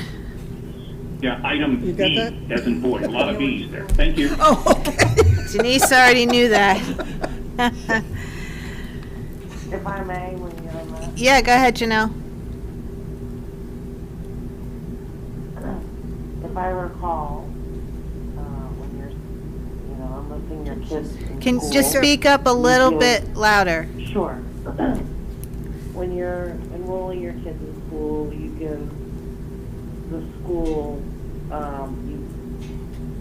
permission to have access to the medical information that we provide, like immunization reports or vision reports or notes from doctors and whatnot, so that it doesn't violate HIPAA law. I assume that for this kind of testing, there'll be something similar where it sort of gives the district permission to have access to the testing results, possibly before the parent. Scott's going to answer that. Go ahead, Scott. I mean, it may alleviate some of your concerns, but the consent form that the parent or guardian and or staff member signs specifically states that they're consenting to the testing and that they're consenting that administration will know and perhaps use information based upon the test results for decision making, et cetera. So in that case, I think that the parent or guardian or staff member, because it's not only students but it's staff, they are consenting, they're opting in to saying, yes, we're gonna get tested, and the results of that test are going to be provided to administration. Mm-hmm. So I think in that respect, it's known, and they're signing it when they do that. So And it's not releasing the student's name, just like we get not- now. We know there's a positive case at Maple Avenue, but we don't know who. Correct. And just like most other instances of privacy, et cetera, administration is Right. charged with this. Okay, thank you. But the consent form specifically states that. Right, thank you, Scott. Ginny? Thank you, Scott. Oh, thanks, Janelle. Go ahead, Ginny. Like all communicable diseases, it's law that it has to be reported to the state. And if it's going to be an issue that administration can't know whether a child has a positive or a negative COVID test, then I really think we better start putting masks on kids and having them 6 feet apart, because if we have kids in our school that are tested positive for COVID and nobody can know about it, our kids aren't safe in school. So I don't even understand what the problem is with our administration knowing if a child has COVID or not, or if they're vaccinated or not. Our administration and nurses know whether they've had their DPT, their polio, their MMR, and those are like any other vaccination of the world. And this is a vaccination that's been medically proven, tested, just like any other vaccination. And I picked up something at the pediatrician office recently when I went in, and it was information on a new program where the state is going to have a bank that actually has all of the the children's information on their vaccination status, where the schools can just go, or their sports teams can just go to that bank and get all that information, so parents don't have to be running around to doctor's office and getting forms all Right. the time. Yeah, for and parents their can opt child out of that as well. To be able to do Yeah. things. So I guess I just don't understand what the big problem is of having your child's information be known to the people that are trying to keep them safe. It doesn't make any sense to me. Thank you, But Jenny. that's my opinion, I'm sorry. No, that's okay. I appreciate it. Did you have hand up? I did not. Okay. So you need a motion if we want to move this forward so you can. Correct. And Heather, Yes, Dan? before we read the motion, could we add the word, and for those enrolled in the SAS program at the end? Because I think that's the meaning of it. So if we read through the whole motion, it says COVID-19 test for students and staff who are enrolled in a SAS program and those who develop symptoms while on site. And I think that's what the intent of that is. Okay. It says it right there. Program, and Is who that develop what the symptoms while on, intent- it says it right there. No, it doesn't It have doesn't say the word those in front of who Between and who. Oh. at the those bottom. And those, the word those, not the whole thing. Okay. I guess. The only reason I'm saying that is because I think it's important, because it doesn't include the people that we were just talking about in what if I become sick while at school working and not enrolled in the program. And we said they could get tested in that case. That motion without the word those is somewhat ambiguous and would not include those people. Okay, yeah, I see what you're saying. Thank you, Dan. Go ahead, Shane. That actually raised, thank you so much. That actually raised a question for me. So students who are symptomatic at school, they do not have to be enrolled in the program. They do. They do, okay, so they do have to be Anyone enrolled. participating has to be enrolled in the program. Okay. What I'm hoping to be able to do is to allow people more flexibility to opt in and opt out. I think in the beginning, that's going to be challenging for us, but my hope would be to provide more flexibility for that. Okay, so they, even if they're symptomatic at school, they must be enrolled in the program. They to must be tested. enrolled in the program, and I think once we get up and running, I think we will be able to allow more flexibility to opt in, get the test, and then possibly opt out. We're trying to be flexible for parents. And again, this is intended to help people. This is intended to be another tool in our arsenal, and particularly when I continue to hear parents tell me they can't get tests, they can't get scheduled, they can't get an appointment, they're waiting 5 days for the results. Well, guess what? I've got the results for you in 15 minutes if you're part of the program. Thank you. Can I ask a follow-up? Yeah, go ahead, Dan. So do you agree with me adding the word there, or do you want them enrolled if they present symptoms while on site at work or at school?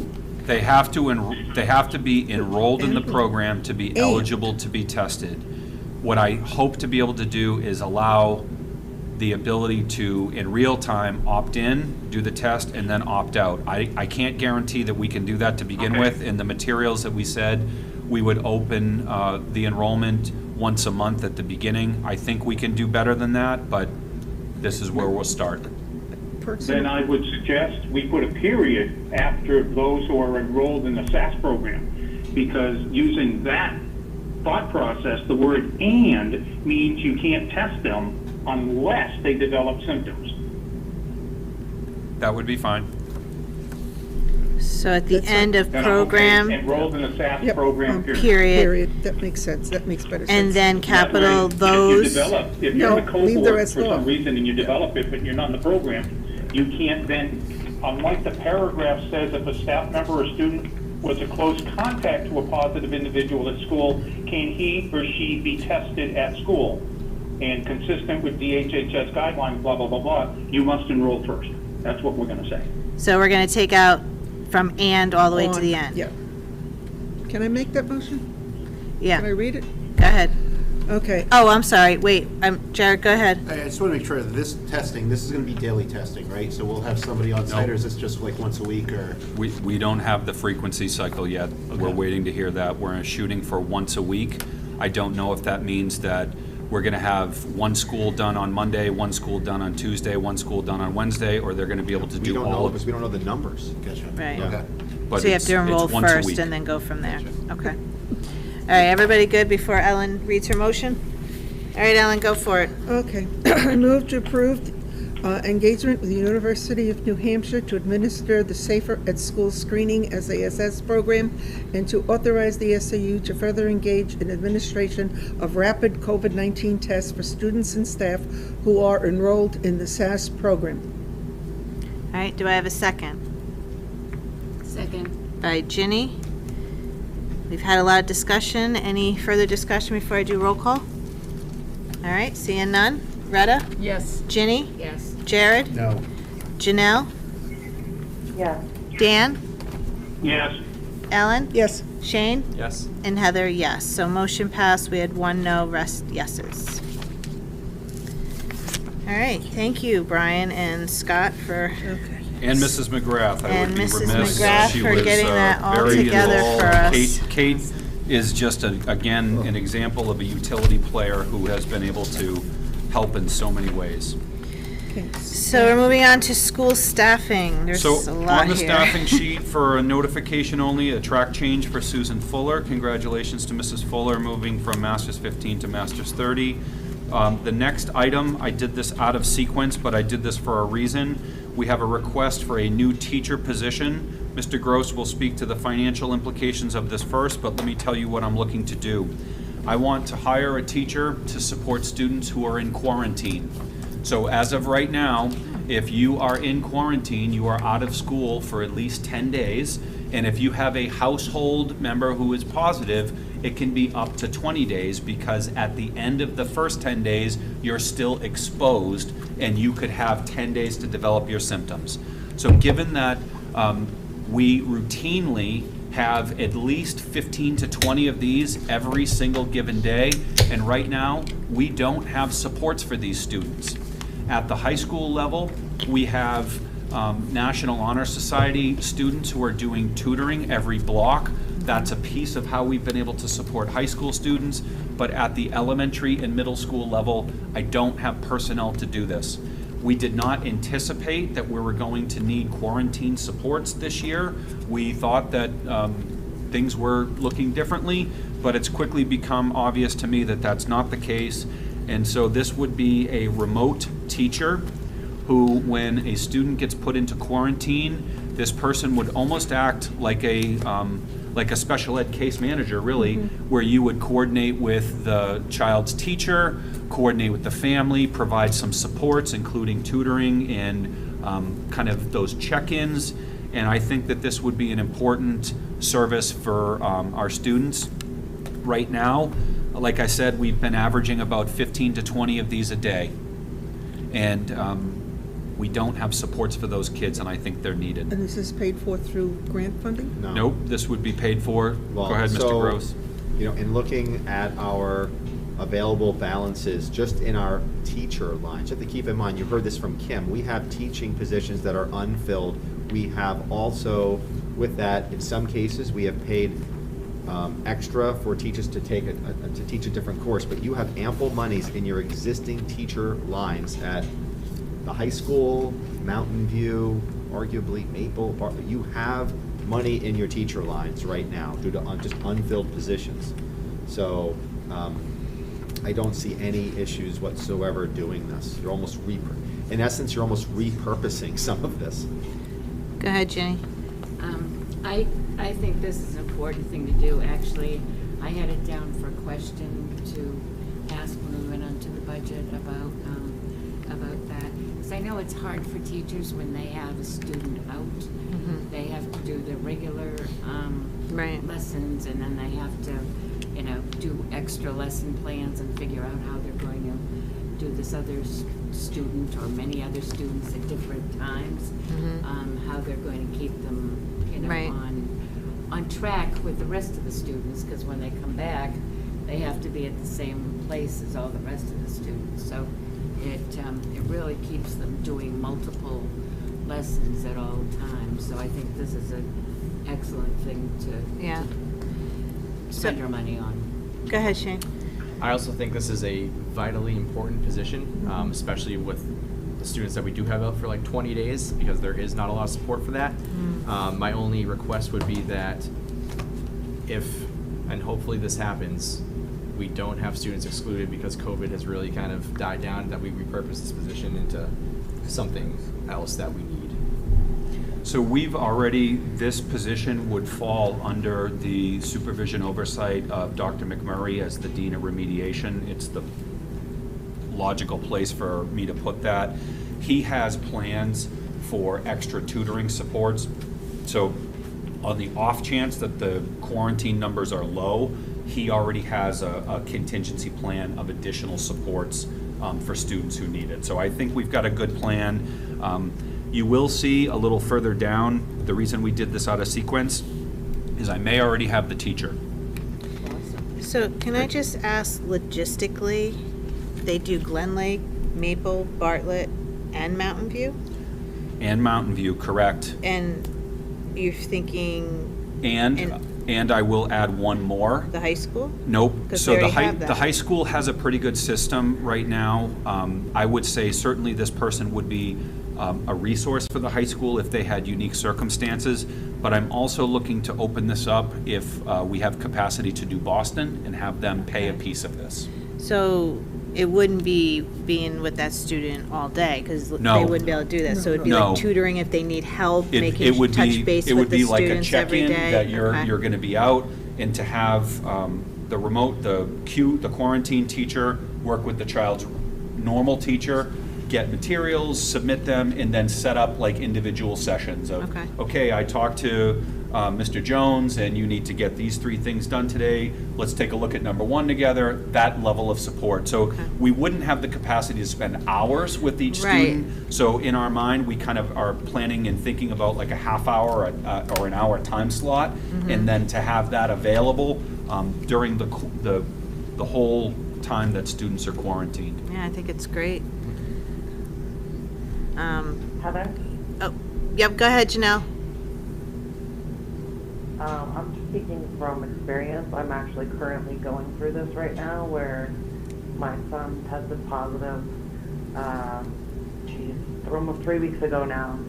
And he's back in school. And we all went and got tested, and we all tested negative. But my daughter is now been out of school for, it's going to be, coming up on 20 days. And I think, I'm just echoing what everybody else is saying, I think this is a great idea, a great way to use our resources. Our kids could really use it.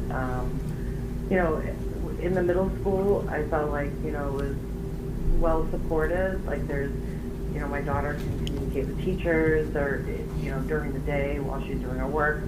But it's nowhere near, obviously, what she would be getting during the day. So I think this is imperative, and possibly maybe even another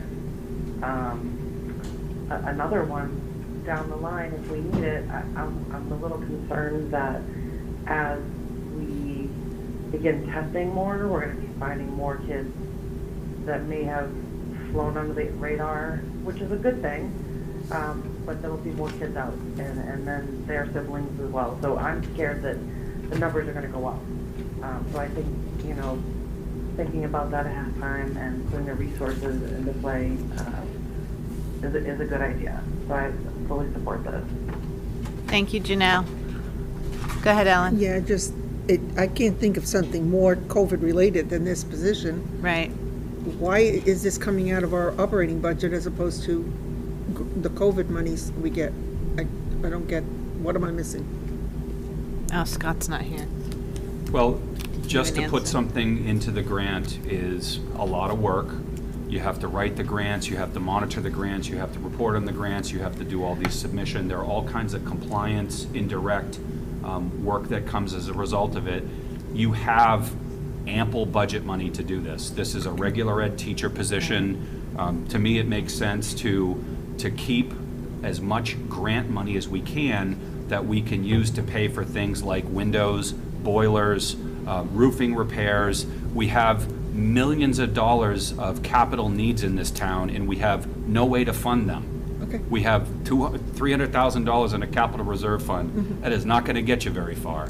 So we have tried, and ideologically, the board may disagree with this, and is this eligible for grant money? It is, 100%. Scott would tell you, if he was sitting there, that he would prefer that you put these positions in the grant and pay for the windows out of your budget. I told him that'll never happen. The board, I didn't think, would support that, and that people would rather see the grant money go towards the bigger capital projects. But from a logistical perspective, if you participate in the grant program for a project like windows, you have to follow all of the federal procurement. You have to follow the Davis-Bacon Act. You have to have certain wage levels that you're paying. There are provision, and I'm not an expert in this, we've been through this a little bit, but not a ton. It's easier to pay for a teacher than it is to pay for windows. It's more involved. But I told Scott that I didn't think there would be board or community support for taking $300,000 or $400,000 out of fund balance and paying for windows. Okay, I feel my question was not to argue against this, I'm totally in Right. support, but I think we and the public and our budget committee needed Absolutely. to hear that answer, which is Right. what I expected it was gonna be.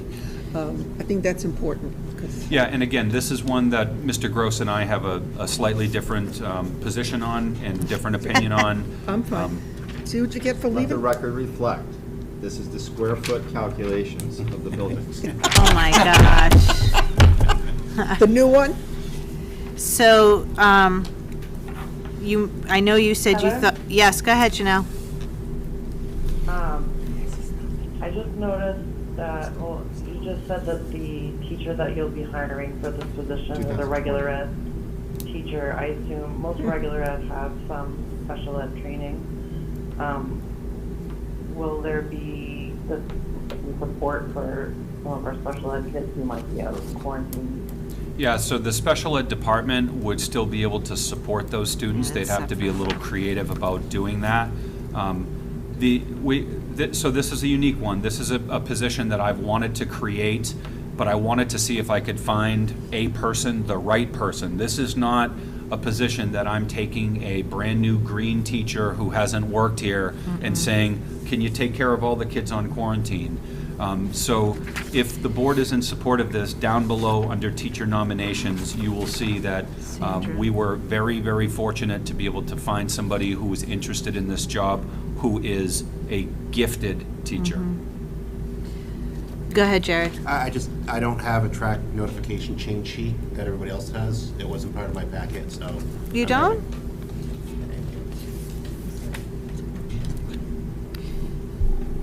So, we should talk, go ahead, Shane. I just want to kind of respond to Janelle and hopefully ease some of her concerns. I assume we're doing it here as well, but I know, I talked to a lot of special educators, and I know that when our special ed students are excluded, special ed case managers are working very closely with their regular education staff to kind of model plans for these students and are going above and beyond to kind of make that happen. I assume we're doing it here as well.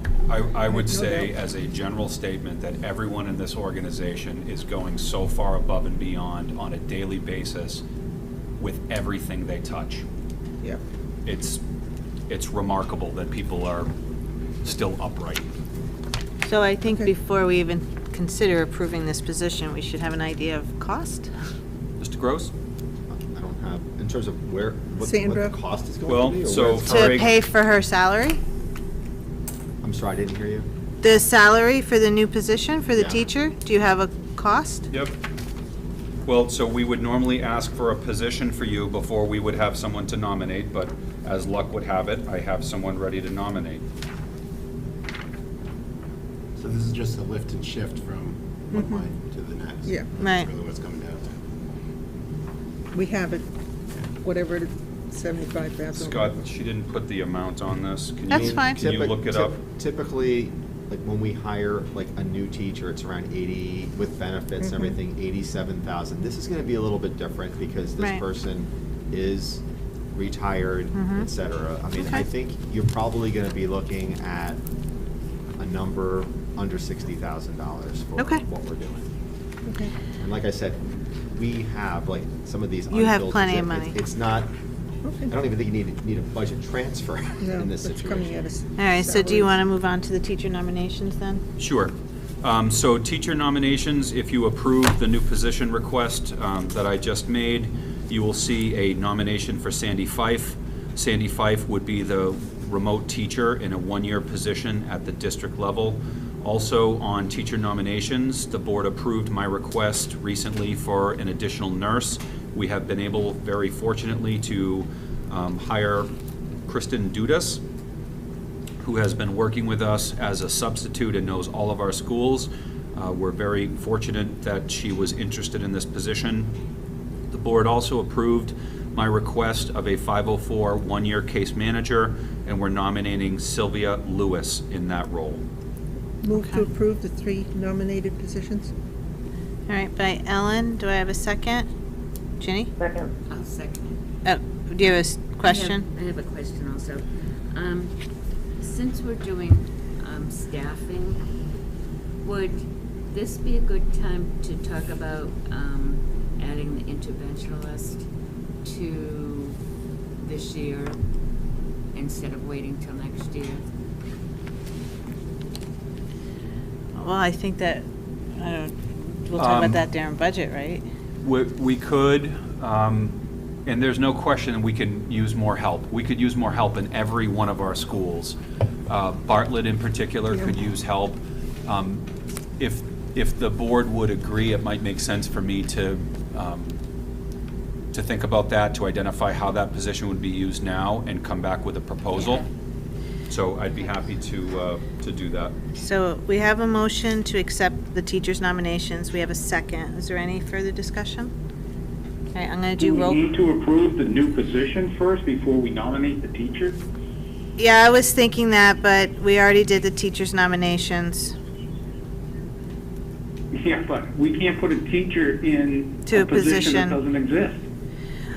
Okay, All right, it's fine. Then we can take the motion off and do it first instead of doing it the other way. I move to approve the 1-year remote support teacher position. And do we have a second? Yes. Ginny. All right, so we have a motion to approve the new teacher position. We have a second. Any other discussion? Okay, Retta? Yes. Ginny? Yes. Jared? Yes. Janelle? Yes. Dan? Yes. Ellen? Yes. Shane? Yes. Heather? Yes. Motion passed. Ellen moves to approve the teacher nominations as presented. Okay? Ginny, do you want to second that again? Please. Okay, so we now have a motion for the nominations. Any discussion? Do roll call. Retta? Yes. Ginny? Yes. Jared? Yes. Janelle? Yes. Dan? Yes. Ellen? Yes. Shane? Yes. And Heather, yes. Motion passed. All right, go ahead, So Brian. continuing, this is listed under approvals, but typically support staff leave of absences are notifications only. So Bridget Lambert, having a position of a leave of absence from a para so that she could be an administrative assistant for 1 year. And the 504 case manager that you just approved, it will be on a 1-year leave of absence from her administrative assistant position. That's the position that Bridget Lambert is moving into. So you can see the domino effects. Okay. You can approve those if you'd like. Typically, those are notifications Okay. for support staff. Teacher resignation, we unfortunately had a resignation the very first day of teachers being back, of a teacher who was offered a position in another school district for more money, and unfortunately, that was a computer science teacher. So please accept the resignation of Rhonda Southwick. All right, so I'll need a Move to motion accept. by Ellen. Do I have a second? I'll second. By Shane? Any discussion? Question. Go ahead. Have we found a replacement? I mean, how many students did this teacher have, and what are we going to do with the students? We have been working on a plan for that, Dan. The short answer is we have not been able, we've had this position advertised for multiple weeks. We have one candidate who has expressed interest and is residing in Connecticut. They're working on a phone interview with that candidate, and that person is hoping to come up to New Hampshire. But as of right now, we do not. We are looking to move students, so the current computer science teacher teaches 5 different classes. 2 of them are the same, just 2 sections of the same class. We are able to provide through a program called Edmentum, which is almost like I would describe it almost as like a virtual class where students are able to take a virtual learning type class through Edmentum to make up the credits, but some of the classes we will not be able to offer. There is one student who potentially has a conflict due to graduation, and we are working closely with that one individual. We have turned over every stone that there is. We have gone and met with Manchester Community College. We have talked to all of the teachers that are teaching Running Start classes. We tried to get a part-time person from another school district that seemed to have capacity. We have done everything we can to find a computer science teacher, and we have thus far been unsuccessful. Next semester, we would plan on not offering the classes and hope that we would be able to offer them again next school year.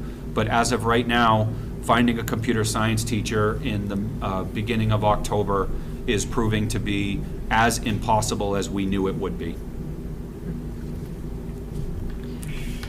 Yeah, Mr. Bourget is busy doing other things. He is, and I will say that one thing I would not allow was Mr. Bourget to take on any of the teaching role from this class. He's already doing the work of 2 regular human beings. Right. Absolutely. All right, so we have a motion, we have a second. Any other discussion before I do roll call? We have to allow the change in assignment. This has been, you mean for the teacher, the resignation? Do we have to allow it? That's been an interesting question that we've worked very closely with NEA on, and at this point, we are releasing the teacher. All right, so I'm gonna do roll call. Retta? Yes. Ginny? Yes. Jared? Yes. Janelle? Yes. Dan? Reluctantly, yeah. Ellen? Okay, yeah, I'll say yes. Shane? Yes. And Heather, yes, so motion passed. So continuing down, I'm just gonna ask that these can all go as one group. Yeah, you have a lot of So them. you've got co-curricular, sports nominations and non-sports. Please don't make me read this whole list. Move to approve the nominations for co-curricular sports and non-sports. All right, hang on, yes, Ellen, hang on one second, because Shane had a question. Just one clarification, thank you. Lead teacher, are those like department heads? Yes. Okay. Yes. Thank you. Yep. That's all.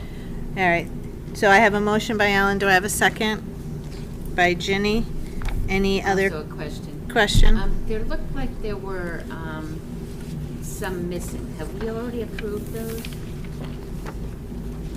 I think We've approved a number of these. I don't know. they'll probably be coming later. Yeah, I don't have like a master list, and I can't identify who has and hasn't been done, but if there are, these are kind of rolling, so if there are more that they didn't process yet, they could be forthcoming. You good? Yep. Okay. All right, so I have a motion, I have a second. Any other discussion? I'm gonna do roll call. Retta? Yes. Ginny? Yes. Jared? Yes. Janelle? Yes. Dan? Yes. Ellen? Yes. Shane? Yes. And Heather, yes. Motion passed. So is that it with It teachers? is, thank you. That was a That was lot a to big process. list. All right, is there other business that may legally come before the meeting? All right, seeing none. We do have non-public. Would you want to go into A first? A first, please. Heather, can I ask a question? Sure, go ahead, Dan. We got the contingency fund documents with the packet.